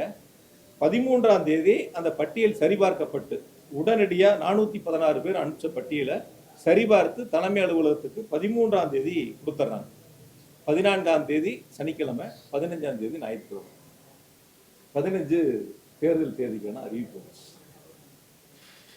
15ஆம் தேதி தேர்தல் தேதிக்கான அறிவிப்பு வந்துச்சு. சரி, தேர்தல் தேதி அறிவிப்பு வந்துருச்சு, பணி உயர்வு வழங்க முடியாது, நிறுத்தி வச்சாச்சு, வாக்கு எண்ணிக்கை முடிஞ்சிருச்சு, புது அரசு பதவி எடுத்துச்சு. அப்போ ஒரு 300 பேர்த்துக்கு அந்த பணி உயர்வு கொடுத்துருக்குறீங்க. அப்போ வெளிப்படைத்தன்மையோட சொல்லணும்ல, எந்த தேதியில் நீதிமன்றம் உத்தரவு போட்டுச்சு, எந்த தேதியில் வந்து தலைமை அலுவலகத்திலிருந்து சம்மந்தப்பட்ட அலுவலகங்களுக்கு இந்த பட்டியல் சரிபார்த்து கொடுங்கன்னு அனுப்பிச்சாங்க, எந்த தேதியில் பட்டியல் சரிபார்த்து தலைமை அலுவலகத்துக்கு வழங்கப்பட்டது, இடையில எத்தனை நாள் இருந்துச்சு, எதனால் இது வந்து நிறுத்தி வைக்கப்பட்டு புதிய அரசு பொறுப்பேற்றவுடன் இந்த பணி நியமன அந்த பணி உயர்வு வழங்கப்பட்டிருக்கிறது கொஞ்சம் வெளிப்படைத்தன்மையோட சொல்லியிருந்தா யதார்த்தத்தை நம்ம உணரலாம். ஆனால் அவங்ககிட்ட எப்பயுமே வெளிப்படைத்தன்மை எதிர்பார்க்க முடியாது. ஏன்னா வழக்கமாக திராவிட மாடல் அரசுடைய திட்டங்களுக்கு ஸ்டிக்கர் ஒட்டுற அரசு தான் இன்றைய தாவேக அரசு. அப்படி தான் ஒன்னொன்னே அவங்க செஞ்சுக்கிட்டு இருக்காங்க. இந்த பணி உயர்வுலையும் அப்படி தான் பண்ணியிருக்காங்க. பணி நியமன ஆணைகள்லையும் தாவேக அரசு ஸ்டிக்கர் ஒட்டி தான் ஏதோ அவங்க கொடுத்ததை போல ஒரு கருத்தை முன் வச்சிருக்காங்க. அப்புறம் இன்னொன்று வந்து சொன்னார், கடந்த 5 வருஷத்தில் வந்து புதிய தொழிற்சாலைகள் எதுவும் பெருசாக வரல அப்படிங்கிற மாதிரி ஒரு கருத்தை அப்படியே போகிற போக்கில் பேச்சுவாக்கில் ஒரு செய்தியை முன் வச்சார். அதுக்கு ஒரு உதாரணத்தை அவருக்கு சொல்கிறேன், அவர் போய் எடுத்து பார்க்கட்டும், மின் வாரியத்தில் கொஞ்சம் தெரிஞ்சுக்கிட்டோம், கொஞ்சம் நாள் தெரிஞ்சுக்கிட்டேன் எப்படி என்னங்கிறதுல. 2021-22 வந்து அந்த ஹெச்டி தொழிற்சாலை உயரழுத்த மின்சாரத்தை பயன்படுத்தக்கூடிய தொழிற்சாலைகள் எவ்வளோ மின்சாரத்தை பயன்படுத்தியிருக்காங்க அப்படின்னு பார்த்தாலே நமக்கு எந்த அளவுக்கு வந்து தொழிற்சாலையுடைய எண்ணிக்கை உயர்ந்திருக்கு, தொழில்துறை உயர்ந்திருக்குங்கிறத நம்ம பார்த்துக்க முடியும். ஹெச்டி பொறுத்த வரைக்கும் 21-22 27,000 மெகாவாட்டாக இருந்துச்சு. 27,000 மில்லியன் யூனிட், 27,000 மில்லியன் யூனிட் ஒரு வருஷத்தில் பயன்படுத்தின மின்சாரம் 21-22. அதுவே 24-25 34,000 மில்லியன் யூனிட், 34,000 மில்லியன் யூனிட். ஆக மின்சாரத்தினுடைய நுகர்வு மில்லியன் யூனிட் உயர்ந்திருக்கு. இது அவர் எடுத்து இதெல்லாம் வெள்ளை அறிக்கையில் அவர் சொல்லியிருக்கலாம். இந்த மாதிரி வந்து எவ்வளோ மின் நுகர்வு உயர்ந்திருக்கு, அதில் தொழிற்சாலைகளில் எவ்வளோ உயர்ந்திருக்கு, எல்டி தொழிற்சாலையில் எவ்வளோ இன்க்ரீஸ் ஆயிருக்கு, ஹெச்டி தொழிற்சாலையில் எவ்வளோ இன்க்ரீஸ் ஆயிருக்குன்னு சொல்லியிருந்தாருன்னா வெளிப்படைத்தன்மையோடு அந்த வெள்ளை அறிக்கை வந்திருக்கு அப்படிங்கிறத புரிஞ்சு கொள்ள முடியும். மாறாக அதெல்லாம் மறைக்கப்பட்டிருக்கின்றன. அதே போல 16ஆம் தேதி ஒரு பிரஸ் ரிலீஸ் கொடுத்தாங்க. முதலமைச்சர் தலைமையில் ஒரு ஆய்வுக் கூட்டம் நடந்துச்சு. மின்சார வாரியத்தினுடைய அடுத்த கட்ட நகர்வுகள் குறித்தான ஒரு பத்திரிகை செய்தியை வெளியிட்டாங்க. அந்த பத்திரிகை செய்தியில 121 புதிய துணை மின் நிலையங்கள் அல்லது மேம்படுத்தப்பட்ட துணை மின் நிலையங்கள் 10,109 கோடி ரூபாய் மதிப்பீட்டில் தற்பொழுது பணிகள் நடைபெற்று வருகின்றன அப்படின்னு கொடுத்துருக்காங்க. 121 சப்ஸ்டேஷனு 10,100 கோடி ரூபாய் மதிப்பீட்டில் பணிகள் நடந்துகிட்டு இருக்குன்னு போட்டிருக்காங்க. இப்போ அவர் என்ன சொல்லணும் இன்னைக்கு? எதுவுமே 5 வருஷம் எடுத்துக்கல, வருமானம் வந்துச்சு, ஆனால் அந்த பணம் நிதி எங்கே போச்சுன்னு தெரியலை, வீண் விரயமாயிருச்சு, பல்வேறு வகைகளில் முறைகேடாக போயிடுச்சு, தவறுதலாக போயிடுச்சு, மிஸ்மேனேஜ்மெண்ட்டு, இப்படி நிறைய வார்த்தைகளை பயன்படுத்தினாங்க. அப்போ 10,109 கோடிக்கு 121 துணை மின் நிலையங்கள் நடக்கிறத அவங்களே ஒத்துருக்காங்க. இன்னொன்று, அந்த பத்திரிகை செய்தியிலேயே ஒன்று சொல்கிறாங்க, 231 துணை மின் நிலையங்கள் 15,000 கோடியில் அமைக்கப்படும் சொல்லியிருக்காங்க. இன்னைக்கு அந்த ஒயிட் பேப்பர் ரிலீஸ் பண்ணப்ப சொன்னார், நிலங்கள் எடுக்கப்பட்டாச்சுன்னு சொன்னார். அவர் பேச்சுவாக்கில் அதை சொன்னதை நீங்கள் கவனிச்சிருப்பீங்க. வேணா திரும்ப கூட போட்டு பாருங்க. இந்த 231க்கு நிலங்கள் எடுக்கப்பட்டாச்சுன்னு சொன்னார். நான் கேட்கக்கூடிய ஒரே கேள்வி இன்றைய மின்துறை அமைச்சர்கிட்ட, இந்த 40 நாட்களுக்குள் 231 துணை மின் நிலையங்கள் எங்கெங்கே தேவை என்பதை சம்பந்தப்பட்ட அதிகாரிகளை ஆய்வுக் கூட்டங்கள் நீங்கள் நடத்தி, அந்த அதிகாரிகள் களத்தில் சென்று எங்கெல்லாம் நமக்கு கூடுதலாக துணை மின் நிலையங்கள் தேவை என்பதை ஆராய்ந்து பார்த்து, அவர்கள் அதற்கான கருத்துரு தலைமைக்கு அனுப்பப்பட்டு, அதற்கு பிறகு அதற்கான நிலங்கள் சம்பந்தப்பட்ட மாவட்ட ஆட்சியரிடம் பேசி அந்த நிலங்களை மின்வாரியத்திற்கு வகை மாற்றம் செய்து, அதற்கு பிறகு அதற்கான திட்ட மதிப்பீடுகள் தயார் செய்யப்பட்டு, அந்த திட்ட மதிப்பீடு தான் இந்த 15,000 கோடியா. இது இந்த 40 நாள்ல நடந்திருக்குமா? இந்த 40 நாள்ல அந்த வேலைகளை செஞ்சேன்னு அவர் ஒத்துக்க முடியுமா? ஆக ஏற்கனவே நாங்கள் 5 ஆண்டுகளில் எடுத்துக்கொள்ளப்பட்டு முடிக்கப்பட்ட துணை மின் நிலையங்கள், நடந்து கொண்டிருக்கக்கூடிய துணை மின் நிலையங்கள், நிலம் எடுக்கப்பட்டு டெண்டருக்கு தயாராக இருந்த துணை மின் நிலையங்கள், இது எல்லாம் கணக்கில் எடுத்து இப்போ 231 துணை மின் நிலையங்கள் நிலம் எடுத்தாச்சுன்னு சொல்லி இப்பொழுது அதற்கான புதிய பணிகளை போல முன்னெடுத்து கொண்டு வந்திருக்கின்றார்கள். இதை அவர் புரிஞ்சுக்கணும். எப்போ நிலம் எடுத்தாங்க, எப்போ அந்த ப்ரொபோசல் வந்துச்சு, எப்போ எஸ்டிமேட் போட்டாங்க, அதனோட காஸ்ட் என்னங்கிறதெல்லாம் எந்தெந்த தேதியில் நடந்துச்சு அப்படிங்கிறத இன்றைய அமைச்சர் புரிஞ்சுக்கிட்டாருன்னா கொஞ்சம் பெட்டராக இருக்கும். அப்புறம் அதே போல் இன்னொன்று சொன்னார். அந்த இடத்துல வந்து அந்த ஒப்பந்த தொழிலாளர்களை பற்றி உங்களுக்கு நல்லாவே தெரியும். மின்சார வாரியத்தில் வந்து பணிபுரியக்கூடிய ஒப்பந்த தொழிலாளருங்கிறது யார் டெண்டர் எடுத்தாங்களோ, அந்த கான்ட்ராக்ட் எடுத்தாங்களோ அவங்க கிட்ட பணிபுரியக்கூடியவங்க. பெரும்பான்மையாக வந்து யாருமே மின்சார வாரியத்தில் 10 வருஷம் 5 வருஷம் அவங்க பணியாற்றி இருப்பாங்க. ஆனால் யாரோ ஒரு ஒப்பந்தம் எடுத்தவங்க கிட்ட அவங்க கான்ட்ராக்ட் பேசிக்கில் பணியாற்றி இருப்பாங்க. அதனால் அவங்கள பணி நிரந்தரம் செய்யணுங்கிற அந்த கோரிக்கைகளை அவங்க முன் வச்சிருக்காங்க.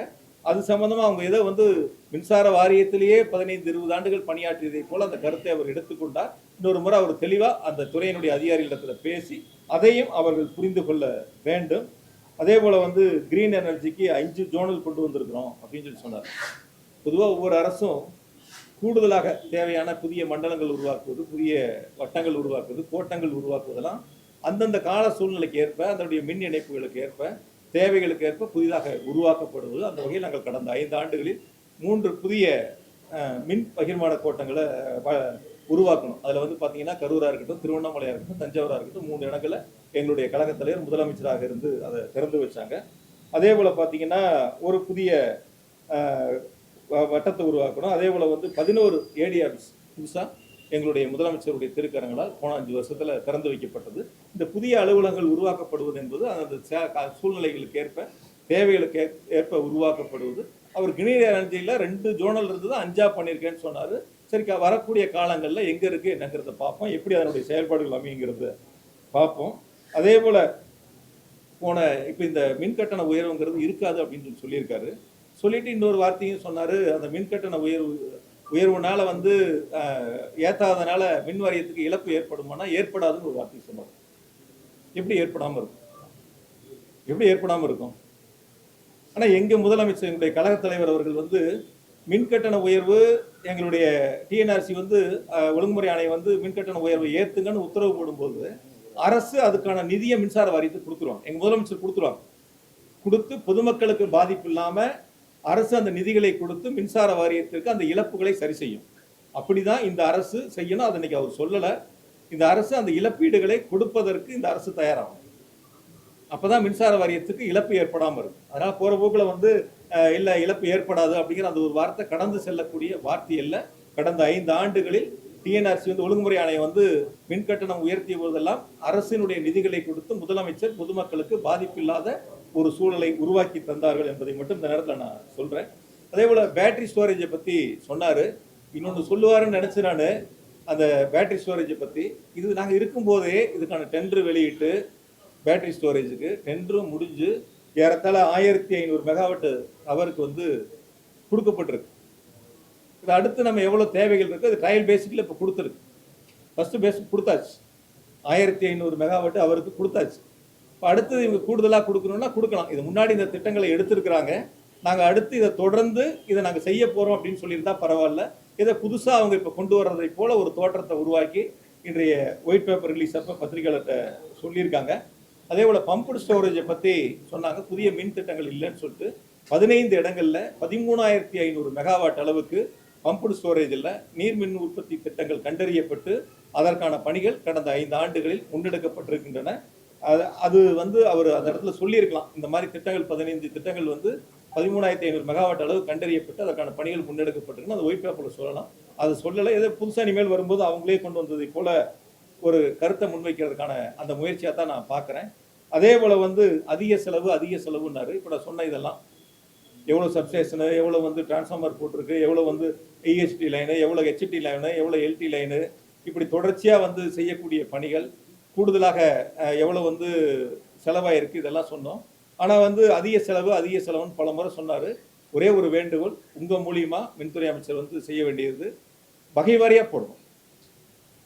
எந்தெந்த வகைகள் ஆண்டு வாரியாக வருமானம் எவ்வளவு, எந்தெந்த வகையில் ஆண்டு வாரியாக செலவினங்கள் இருக்கும், இதை சொன்னாருன்னா வெளிப்படைத்தன்மையோடு இருக்காருன்னு அர்த்தம். ஆண்டு வாரியாக கட்டின வட்டியே சொல்லணும். 1,59,000 கோடிக்கு எவ்வளோ 5 வருஷம் வட்டி கட்டியிருக்காங்கன்னு சொன்னாருன்னா அவர் இந்த 34,000 கோடி இழப்பு ஏற்பட்டதில்லை. அது எப்படி வந்ததுன்னு அவங்களுக்கு தெரியும், மக்களுக்கும் தெரியும், எல்லாரும் நம்ம தெரிஞ்சுக்க முடியும். அதை சொல்லுவாங்க நான் எதிர்பார்க்குறேன். இல்லைன்னா நாங்கள் சொல்ல வைப்போம். அதனால் அதில் எந்த இடங்கள்லையும் நாங்கள் வந்து எங்களுக்கு மடியில் கனம் இல்லை, வழியில் பயம். அதனால் வெளிப்படைத்தன்மையோடு தான் நாங்கள் முழு நிர்வாகத்தையும் 5 வருஷம் எங்கள் முதலமைச்சர் நடத்தியிருக்காங்க. அதில் எந்த விதமான மாற்று கருத்தும் இல்லை.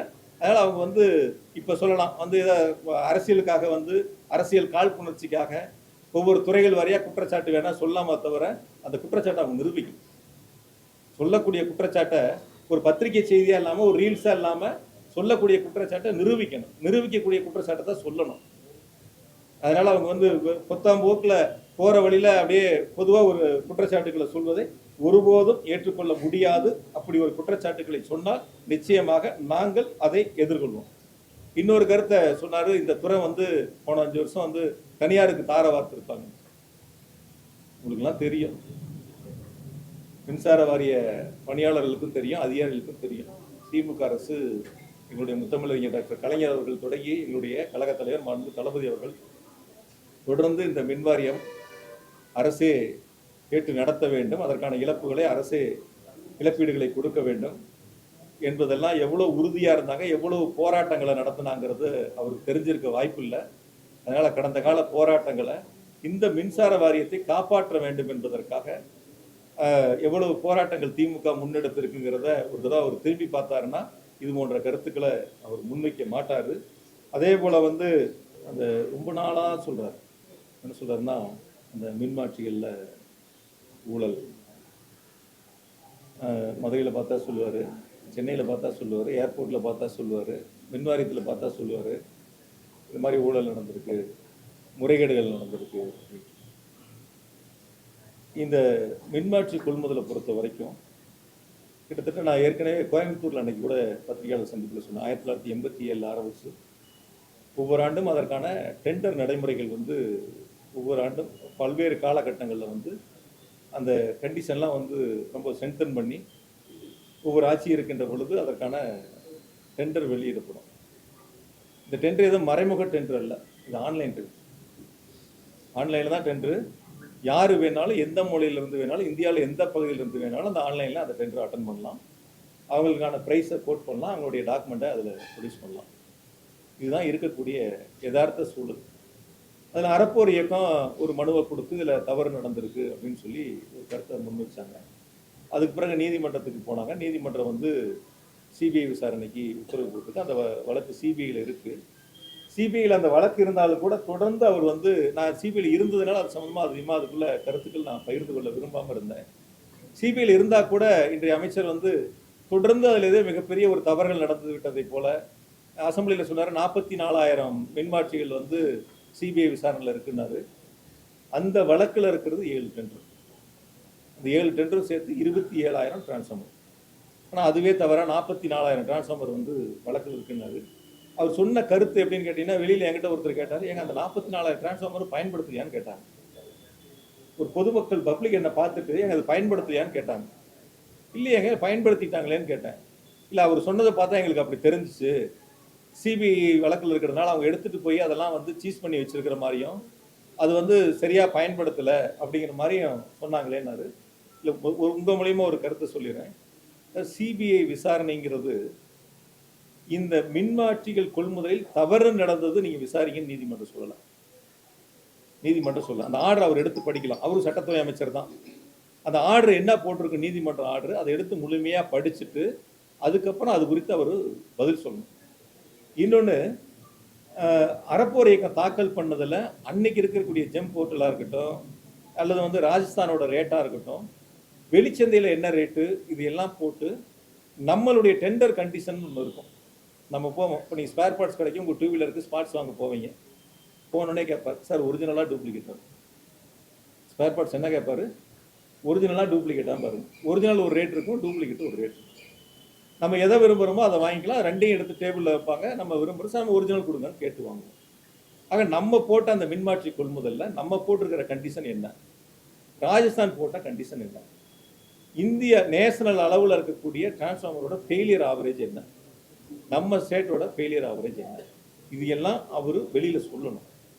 இது எல்லாம் வெளியில் அவர் சொல்லணும். பொதுவாக அவர் சொல்லியிருக்கக்கூடிய அந்த 7 டெண்டரில் குறிப்பாக குறிப்பிட்டு சொல்லக்கூடிய ஒரு டெண்டர் M11 ஒரு டெண்டரை வந்து அவர் குறிப்பிட்டு சொல்கிறாரு. நிறையா 7 லட்சத்துக்குனாரு, அப்புறம் 8 லட்சம்னாரு, அப்புறம் 11 லட்சம்னாரு, 12 லட்சம்னாரு. இப்படி வசதிக்கு தகுந்த மாதிரி சில நேரங்களில் மாற்றி சொல்கிறாரு. அன்னைக்கு இருக்கக்கூடிய விலைகள் பொதுவாக இந்த டிரான்ஸ்ஃபார்மரை பொறுத்த வரைக்கும் காப்பர் தான் மிக முக்கியம். காப்பர் வந்து உலக சந்தையில் என்ன விலைக்கு இருக்குது அதை ஒட்டி தான் அந்த டெண்டருக்கான ரேட்டை கோட் பண்ணுவாங்க. 2021ஆம் ஆண்டு தான் உலக சந்தையில் காப்பர் உச்சபட்ச ரேட்டில் இருந்துச்சு. அன்றைக்கி அந்த டெண்டர் கோட் பண்ணப்போ அந்த ரேட்டை அவங்க கோட் பண்ணியிருந்தாங்க. கோட் பண்ணதுக்கப்புறம் வந்து ஜெம் போர்ட்டலாக இருக்கட்டும் இல்லை ராஜஸ்தானாக இருக்கட்டும் எல்லா ரேட்டையும் எடுத்து கோட் பண்ணி அந்த டெண்டரு எங்களுடைய மின்சார வாரியத்தில் அதுக்கான கமிட்டி ஆய்வு செய்து அதுக்கு பிறகு பிஎல்டிசியில் கொடுத்து அவங்க அதை ஆய்வு செஞ்சு அப்புறம் போர்டுக்கு போகுது. போர்டுக்கு போனதுக்கப்புறம் போர்டில் வந்து யார் யார் இருக்கா, ஃபைனான்ஸ் செக்ரட்டரி இருக்காங்க, எனர்ஜி செக்ரட்டரி இருக்காங்க, இண்டஸ்ட்ரி செக்ரட்டரி இருக்காங்க, செக்ரட்டரி எக்ஸ்பெண்டிச்சர் இருக்காங்க, ஐஏஎஸ் ஆஃபீஸர். ஆக மூத்த ஐஏஎஸ் ஆஃபீஸர் அடங்கியது தான் மின்சார வாரியத்தினுடைய போர்டு. அந்த போர்டில் முன்னாடி என்ன விலைக்கு வாங்கணும், ஜெம் போர்ட்டில் என்ன ரேட் இருக்குது, மற்ற ஸ்டேட்டில் என்ன ரேட்டுக்கு வாங்கியிருக்காங்க, ராஜஸ்தானில் என்ன ஸ்டேட்டுக்கு வாங்கியிருக்காங்க, அங்கே என்னென்ன கண்டிஷன்லாம் போட்டிருக்கிறாங்க, நம்ம என்ன கண்டிஷன் போட்டிருக்கிறோம், இதனோட லைஃப் என்ன, அதனோட லைஃப் என்ன, இதெல்லாம் ஒப்பிட்டு பார்த்து தான் அந்த குழு அதுக்கான ஒப்புதலை கொடுப்பாங்க. ஒரு கால் அந்த ரேட் அவங்க ஒத்துக்கலைன்னா திருப்பி அனுப்புவாங்க. யாரெல்லாம் டெண்டர் போட்டாங்களோ அவங்கள நீங்கள் திரும்ப அவங்கள அழைச்சி பேசுங்கன்னு சொல்லுவாங்க. இதுதான் இருக்கக்கூடிய நடைமுறை. அவங்க இன்னொன்று என்ன சொல்கிறாங்க, எல்லாரும் எப்படி ஒரே ப்ரைஸை கோட் பண்ணான்னு சொல்லுவாங்க. எல்லாரும் ஒரே ப்ரைஸ் L1 போட்டாலோ L2 போட்டாலோ எல்லாத்தையும் அழைச்சி ரேட்டை குறைக்க சொல்லி பேசுவாங்க. குறைக்கலன்னா கேன்சல் பண்ணி ரீடெண்டருக்கு போவாங்க. இது கடந்த காலங்களில் தொடர்ந்து இருக்கக்கூடிய நடைமுறை. அந்த டெண்டரை பொறுத்த வரைக்கும் நான் வந்து M11 பொறுத்த வரைக்கும் அவங்களுக்கு நான் சொல்கிறது என்னென்னா, டெண்டர் போடும்போது வந்து 26 பேர் போட்டிருக்காங்க. 26 பேர் அந்த டெண்டரை கோட் பண்ணி போட்டிருக்கிறாங்க. அதுக்கு பிறகு அவங்கள்ட்ட தொடர்ந்து அழைச்சி பேசி பேசி பேசி ரேட்டை குறைக்க சொல்லி ரேட்டை குறைக்கிறாங்க. அதாவது 13,72,930 ரூபாய்க்கு அந்த டிரான்ஸ்ஃபார்மர் வந்து ரேட்டை கோட் பண்ணியிருக்காங்க. 26 பேர் அழைச்சி பேசி கடைசியாக 16 பேர் தான் வந்து 12,49,800 ரூபாய்க்கு ஒத்துக்கிறாங்க. ஒத்துக்கிட்டு 16 பேர் மட்டும்தான் ஒர்க் ஆர்டரா வாங்குறாங்க, பர்ச்சேஸ் ஆர்டரா வாங்குறாங்க பிஓவை. ஆக 26 பேர் போட்டு 16 பேர் தான் ஒத்துக்கிறாங்கன்னா அவங்க சொல்ற மாதிரி 3 லட்சம் ரூபாய் அந்த டிரான்ஸ்ஃபார்மர்ல லாபம் இருந்திருந்தா, விலை கூடுதலா இருந்திருந்தா ஏன் இந்த 10 பேர் இந்த டெண்டர் விட்டு வெளியே போகும்? அவங்களுக்கான அந்த வருமானம் இருக்குல்ல, 3 லட்சம் கூட இருக்குல்ல, ஏன் அவங்க வேண்டாம போயிருக்கணும்? அல்லது இதுல தவறு நடந்திருந்தா இந்த டெண்டர் போட்டவங்க ஏன் நீதிமன்றத்துக்கு போகாம இருந்தாங்க? இன்னும் அவங்க நீதிமன்றத்துக்கு போயிருப்பாங்கல்ல, அந்த ரேட்டு கட்டுப்படி ஆயிருந்தா எங்களுக்கு அந்த ஆர்டர் கொடுக்கல, அதனால அவங்களை நீதிமன்றத்தை நாடன்னு போயிருப்பாங்க. யாரும் நீதிமன்றத்துக்கும் போகல, யாரும் அவங்களுக்கு ரேட்டும் கட்டுப்படி ஆகலைன்னு சொல்லி எங்களுக்கு வேண்டாங்கிறத கொடுத்துட்டு போயிட்டாங்க. ஆக இந்த 7 டெண்டருமே ஒவ்வொரு காலகட்டங்கள்ல கண்டிஷன் நம்ம என்ன போட்டிருக்கிறோம், அவங்க என்ன கண்டிஷன் போட்டிருக்காங்கிறத ஒரு நிமிஷம் நம்ம அதை பார்த்தோம்னா அதை மின்துறை அமைச்சர் எப்பயாவது அதை கொஞ்சம் வெளிப்படைத்தன்மையோட கொஞ்சம் பத்திரிகைகள்கிட்ட பகிர்ந்துக்கிட்டாருன்னா கொஞ்சம் பெட்டரா இருக்கும். ஏன்னா அது உங்களுக்கும் தெரியணும், நாட்டு மக்களுக்கும் தெரியணும் அதில் என்ன நடந்திருக்கு, எப்படி நடந்திருக்கு, என்ன அப்படிங்கிறதுல அந்த நம்ம 11 லட்சத்தி நம்ம கொடுத்த அந்த ரேட்டை பொறுத்த வரைக்கும் வந்து நம்ம கொடுத்துருக்கக்கூடிய அந்த ரேட்டு 11,68,000ங்கிறது அன்னைக்கு இருக்கக்கூடிய ஜெம் போர்ட்டலாக இருக்கட்டும், ராஜஸ்தானாக இருக்கட்டும், அதை ஒட்டி தான் வந்திருக்கு. ஏன்னா இது வந்து சிஏஜி இருக்கு, இதில் ஒவ்வொன்றும் வந்து ஆடிட் செய்கிறாங்க. 2 முறை இந்த மின்மாற்றிகள் கொள்முதலை சிஏஜி ஆடிட் பண்ணியிருக்காங்க. அப்படி தவறுகள் இருந்திருந்தா ஆடிட்டில் விட்டுருப்பாங்களா, இல்லை அதில் ஏதாவது மார்க் பண்ணாமல் இருந்திருப்பாங்களா, எப்படி அவங்க விட்டுருப்பாங்க? அதனால் அது கொஞ்சம் அவர் அது சொன்னால் நல்லா இருக்கும், மின்துறை அமைச்சர் அது சம்மந்தமாக சொன்னாருன்னா நல்லா இருக்கும். நான் சொன்னேன் 2021 காப்பர் ரேட் எவ்வளோ டாப்னு சொல்லிட்டு, அதாவது $9,317 மெட்ரிக் டன், இதுதான் ஹையஸ்ட் காப்பரோட ரேட். அதனால் அதுக்கான விதை ஒன்று. இன்னொன்று வந்து இப்போ நம்ம போட்டிருக்கிற கண்டிஷனில் சிலதை மட்டும் சொல்கிறேன், நிறையா கண்டிஷன் நம்ம போட்டிருக்கோம் மற்ற ஸ்டேட்டை விட. அந்த கண்டிஷனில் வந்து நம்ம போட்டிருக்கிறது வந்து 60 மாதம், நம்மளுடைய மின்மாற்றி வந்து 60 மாதம் அவங்க பொறுப்பெடுத்துக்கணும், அந்த கேரண்டி பீரியட். ஆனால் அதே வந்து ராஜஸ்தான் போட்டிருக்கிறது வந்து 36 மாதம், 36 மாதம் தான் ராஜஸ்தானுடைய கண்டிஷன். அதே மாதிரி வந்து பெர்ஃபார்மன்ஸ் கேரண்டின்னு 5% நம்ம வந்து சப்ளையோட அவங்களோட பேமெண்ட்டில் பிடிச்சி வச்சுக்கணும். இந்த 60 மாதமும் எந்த ஃபால்ட்டும் இல்லாமல் இருந்தால் தான் இந்த 5% அவங்களுக்கு நம்ம ரிலீஸ் பண்ணுவோம். ஆனால் ராஜஸ்தானில் வந்து என்னென்னு பார்த்தீங்கன்னா 0.5%, 0.5லேருந்து 1% வரைக்கும் தான் அந்த கேரண்டி வந்து செக்யூரிட்டி டெபாசிட்டை பிடிச்சி வைக்கிறாங்க. நம்ம 5% பிடிச்சிடறோம். 5 வருஷம் கழித்து ரிமார்க்ஸ் இல்லாமல் இருந்தால் அவங்களுக்கு அந்த பேமெண்ட்டை நம்ம ரிலீஸ் பண்ணுறோம். டிசைன் லைஃப்னு ஒன்று இருக்குது, நம்மளோட லைஃப் 25 வருஷம், ராஜஸ்தானோட லைஃப் 10 வருஷம், நம்மளோட லைஃப் 25 வருஷம். இன்னைக்கு கூட நான் கடைசியாக சொல்கிறேன், மின்துறை அமைச்சர் இன்னைக்கு சொன்னார் 25 வருஷம் கடந்த மின்மாற்றிகள்லாம் இன்னும் செயல்பாட்டில் இருக்குன்னாரு. இப்போ டிசைன் லைஃப் 25 வருஷங்கிறத எதனால் நம்ம அதை கொண்டு வந்து ஸ்ட்ராங்காக பர்ச்சேஸ் பண்ணுறோங்கிறத அவரை புரிஞ்சுக்கணும், அதையும் கொஞ்சம் தெரிஞ்சுக்கணும். ஆயில் டெம்பரேச்சரை பார்த்தீங்கன்னா நமக்கு 35 டிகிரி, ராஜஸ்தான் 40 டிகிரி. இது நமக்குள்ளே இருக்கக்கூடிய நமக்கு அவங்களுக்குமான வேறுபாடு.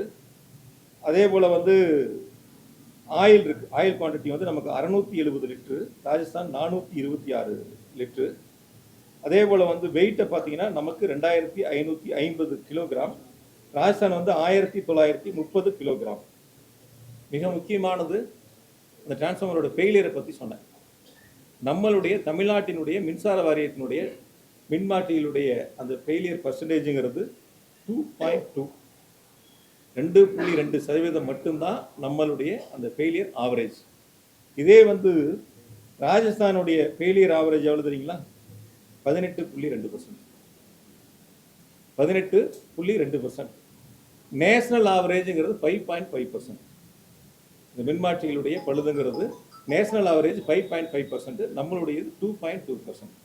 அதனால் இந்த மின்மாற்றிகளுக்கும் அந்த மின்மாற்றிகளுக்கும் அவர்கள் கோட் பண்ணியிருக்கிற ரேட்டுக்கும் இதுக்குள்ள இடைவெளிக்குள்ள வித்தியாசங்களில் என்னென்ன கண்டிஷன் கூடுதலாக இருக்குது, எதனால் அதனுடைய பயன் நான் என்னன்னு சொல்கிறேன். அதனுடைய பயன் இப்போ 60 வருஷம் நம்ம 60 மாதம் கேரண்டி கொடுக்குறோன்னா 60 மாதம் அவங்களுடைய பொறுப்பு. அதை ஃபெயிலியர் ஆச்சுன்னா அவங்க பொறுப்பு எடுத்துக்கணும். 5% நம்ம பணத்தை பிடிச்சி வச்சிருக்கோம், நிதியை பிடிச்சி வச்சிருக்காங்க மின்சார வாரியம். இப்போ 25 வருஷம் அவரே சொல்கிறாரு மின்மாற்றிகள் 25 வருஷம் கடந்து இருக்குது, அதெல்லாம் நாங்கள் மாற்றணும் அப்படிங்கிறார். பொதுவாக என்னென்னா ஒரு ஃபெயிலியர் ஆகக்கூடிய இந்த மாதிரி 16%லாம் ஃபெயிலியர் இருந்துச்சுன்னா எல்லா இடங்கள்லையும் பவர் கட் வரும். எங்கெல்லாம் வந்து டிரான்ஸ்ஃபார்மர் ஃபெயிலியர் ஆகுதோ அப்போ பவர் கட் வரும். நம்ம அதுக்கான பணிகளை செய்யும் போது கூடுதல் பணியாளர்கள் தேவை, அதுக்கான மின்மாற்றிகள் கூடுதலாக தேவை, செய்யக்கூடிய பணிகள் இருக்கும், பவர் கட்டு நிறையா இருக்கும். இந்த பவர் கட்டை குறைஞ்சதுக்கு நம்ம எடுத்திருக்கக்கூடிய உள்கட்டமைப்பு வசதி அது தரமாக இருக்கணும். நான் ஒன்றும் உங்கள் மூலியமா மின்துறை அமைச்சர்கிட்ட கேட்டுக்கிறேன், அவங்களும் இப்போ டெண்டர்லாம் போடுவாங்கல்ல இந்த 5 வருஷத்தில், அவங்களும் இந்த டெண்டர்லாம் போடுவாங்க. அப்போ இந்த டெண்டர் கண்டிஷனை மாற்றாமல், டெண்டர் கண்டிஷனை விலையை குறைச்சிட்டேங்கிறதுக்காக இந்த டெண்டரில் இருக்கக்கூடிய கண்டிஷன்லாம் மாற்றி, இப்போ நான் சொன்னேன்ல ஒரிஜினலாக டூப்ளிகேட் ஸ்பேர் பார்ட்ஸ் கடையில் கேட்குற மாதிரி கண்டிஷன்லாம் மாற்றாமல் இதே கண்டிஷனை வச்சு அவர் புது டெண்டர் போட்டு என்ன ரேட்டுக்கு வாங்குறாருன்னு பார்ப்போம். அவர் என்ன ரேட்டுக்கு பர்ச்சேஸ் பண்ணுறாரு, பியூ ஆர்டர் கொடுக்குறாருன்னு பார்ப்போம். ஆனால் டெண்டர் கண்டிஷன் மாற்றாமல் இருக்கும். அதை மாற்றாமல் இப்போ இருக்கக்கூடிய என்ன கண்டிஷன் இருந்துச்சு, என்ன பயன்பாட்டுக்கு நம்ம கொண்டு வந்திருக்கிறோம், என்ன ஆவரேஜ் ஃபெயிலியர் இருக்குது, இதையெல்லாம் பார்த்து இதில் எந்தவித சேஞ்சஸும் இல்லாமல் இதே ரேட்டுக்கு அவர் பர்ச்சேஸ் பண்ணுறாரா இல்லை ரேட்டு கூட வருதான்னு பார்ப்போம். பொறுத்திருந்து பார்ப்போம். நானும் உங்களோட சேர்ந்து அதை பார்க்குறேன். அப்போ குற்றச்சாட்டு நடந்துச்சா நடக்கலையா, ஏன்னா அவர் டெண்டர் கண்டிஷன்லாம் மாற்றி டூப்ளிகேட் ஸ்பேர் பார்ட்ஸ் மாதிரி வந்து இருக்கிறதுலே ரொம்ப தரம் மோசமான கண்டிஷனை போட்டு செகண்ட் சேல்ஸ் மாதிரி வந்து தரங்கட்ட டிரான்ஸ்ஃபார்மர் வாங்கி நான் விலையை குறைச்சிட்டேன்னு பொது வழியில் சொல்வதல்ல. அதனால் பவர் கட்டு தான் வரும், டிரான்ஸ்ஃபார்மர் ஃபெயிலியர் தான் வரும். அதனால் வரக்கூடிய காலங்களில் இந்த கண்டிஷன்லாம் மாற்றாமல் இந்த மாதிரி தரமான இடையில எந்த ஃபெயிலியரும் இல்லாமல் தமிழ்நாடு மின்சார வாரியம் கொள்முதல் செய்வதற்கான டெண்டரில் என்ன ரேட்டு வருது அப்படிங்கிறத நம்ம பொறுத்திருந்து பார்ப்போம். அதனால் இந்த மின்மாற்றிகளை பொறுத்தவரை நான் உங்களிடத்தில் மிக தெளிவாக சொல்வது, இது ஒரு டெண்டர் மட்டும் நான் உங்களுக்கு உதாரணத்துக்கு சொன்னேன். இது மாதிரி தான் மீதி இருக்கக்கூடிய 6 டெண்டரும். சில டெண்டர்லாம் வந்து ராஜஸ்தான் 12 14 மாதம் அல்லது 30 மாதங்கள் இருக்குது. நம்ம எல்லா டிரான்ஸ்ஃபார்மருடைய கேரண்டி பீரியடும் 60 மாதம். ஒன்று கூட நம்ம 60க்கு கீழே கிடையாது. அதனால் எல்லாத்துலேயும் நம்ம 60 மாதம், அதே போல் 5% செக்யூரிட்டி டெபாசிட்டு, இது எல்லாமே அந்த டெண்டர் கண்டிஷனுங்கிறது ரொம்ப தெளிவாக வெளிப்படைத்தன்மையோடு இருக்குது. யாரெல்லாம் அதில் வந்து டெண்டர் அட்டன் பண்ணாங்க, ஒவ்வொரு டெண்டர்லையும் எத்தனை பேர் அட்டன் பண்ணாங்க, எத்தனை பேர் ஃபைனல் ஒர்க் ஆர்டருக்கு வந்தாங்க பிஓ வாங்குறதுக்கு, எத்தனை பேர் வராமல் வெளியில் போனாங்கன்னு ஒவ்வொரு டெண்டருக்கும் தனித்தனியாக நாங்கள் நீதிமன்றத்துலையும் கொடுத்துருக்குறோம். வரக்கூடிய சிபிஐ விசாரணையாக இருந்தால் அதுலேயும் கொடுப்போம். கண்டிப்பாக வந்து எங்களுடைய கருத்துக்களை நடந்தது என்னங்கிறது, எப்படி ஆடிட்லாம் வந்து எந்த ஆட்சேபனையும் இல்லாமல் மிக தெளிவாக வெளிப்படைத்தன்மையோடு அந்த கொள்முதல் இருந்துச்சோ அதுபோல் நிச்சயமாக நான் அதுக்கான கருத்துக்களை முன்வைப்போம். அதே போல் இன்றைக்கி வந்து ஏதோ அந்த செமிகண்டக்டர் சம்மந்தமாக ஒரு கருத்தை ஒன்று கண்டக்டர் இதில் வந்து புதுசாக சொல்லியிருக்காரு. இன்றைக்கி இது வரைக்கும் சொல்லலை, இப்போ இன்றைக்கி சொல்லியிருக்காரு. அது ஒரு 9 டெண்டர் இருக்குது கண்டுபிடிச்சிருக்கோம் அப்படின்னு சொல்லிட்டு. அது என்ன கருத்தை சொல்கிறாங்கன்னு நான் பார்ப்போம். அதில் வந்து L1 ப்ரைஸ் எல்லாரும் ஒரே ப்ரைஸை போட்டிருக்காங்கன்னு சொல்கிறாரா, இல்லை வந்து அதில் தவறுகள் நடந்திருக்குன்னு சொல்ல போகிறாரா, என்ன நடந்திருக்குன்னு சொல்ல போகிறாங்கன்னு பார்த்துட்டு நான் அதுக்கு பதில் சொல்கிறேன். ஏன்னா தமிழ்நாடு மின்சார வாரியத்தை பொறுத்த வரைக்கும் எதுவும் மறைமுக டெண்டரே கிடையாது. முழுசும் ஆன்லைன் டெண்டரு, போர்ட்டலில் தான் டெண்டர் போடுறாங்க. யார் வேணாலும் போடலாம், இந்தியாவில் யார் வேணாலும் போடலாம் வெளியில இருந்தும். அந்த டெண்டரோட டாக்குமெண்ட்டை இவங்க பார்ப்பாங்க, பார்த்ததுக்கப்புறம் சரியாக இருக்கிறத அக்செப்ட் பண்ணுவாங்க. அந்த ரேட்டு ஒத்துக்கிட்டா அந்த ஸ்க்ரூட்டினி கமிட்டி வந்து பிஎல்டிசிக்கு அனுப்புவாங்க. அதை பிஎல்டிசி ஒத்துக்கிட்டா போர்டுக்கு போகும், போர்டு ஒத்துக்கிட்டா ஒர்க் ஆர்டருக்கான ஆர்டர் வரும். இவங்க ஒத்துக்கலைன்னா திரும்பி வரும். இன்னொரு கருத்து இடையில இங்கே ஒரு நாள் பத்திரிகையாளர் சந்திப்பில் வேண்டிய அதிகாரிகளை போட்டிருக்கான்னு சொன்னாங்க. வேண்டிய ஃபைனான்ஸ் செக்ரட்டரி எனக்கு வேண்டிய அதிகாரியா, இண்டஸ்ட்ரி செக்ரட்டரி எனக்கு வேண்டிய அதிகாரியா, இல்லை மின்துறைக்கு வேண்டிய அதிகாரியா, இல்லை ஃபைனான்சியல் எக்ஸ்பெண்டிச்சர் செக்ரட்டரி இருக்காரு அவங்க வேண்டிய அதிகாரிகளா? எப்படி சார் ஒரு 6-7 ஐஏஎஸ் மூத்த அதிகாரி இருக்க இடங்கள்ல ஒருத்தர் இல்லைனாலும் ஒருத்தர் அவங்களுடைய கருத்துக்களை கேட்பாங்களே, இந்த விலை கூடுதலாக இருக்குது, இல்லை இந்த விலை கம்மியாக இருக்குது, இதில் தவறுகள் இருக்குன்னு சொல்லுவாங்கல்ல. ஒவ்வொரு வரி வரியாக படித்து பார்த்து அதுக்கான அப்ரூவலை கொடுக்குறாங்க. இன்னும் கூட நான் என்ன சொல்கிறேன், இந்த 7 டெண்டரையும் கேன்சல் பண்ணி தமிழ்நாடு மின்சார வாரியம் ப்ரெஸ் டெண்டருக்கு போனாங்க. அப்போ சரி ரேட்டு கம்மியாக இருக்குமா கோட் பண்ணி பார்க்கலாமே, ப்ரெஸ் டெண்டர் போட்டப்போ இதை விட 1 லட்சம் கூட வந்துச்சு, இதை விட 1 லட்சம் கூட வந்துடுச்சு. அதனால் அந்த டெண்டரை அப்படியே நிறுத்தி கேன்சல் பண்ணிவிட்டு திரும்ப இந்த பழைய டெண்டருக்கு பிஓ கொடுத்து பர்ச்சேஸ் பண்ணாங்க.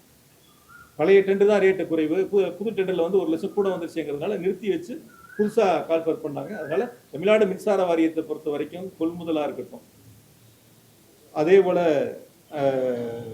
புதிய அந்த பணி நியமனங்களாக இருக்கட்டும், பணி உயர்வாக இருக்கட்டும், இது எல்லாம் வெளிப்படைத்தன்மையோடு தான் நடந்தது.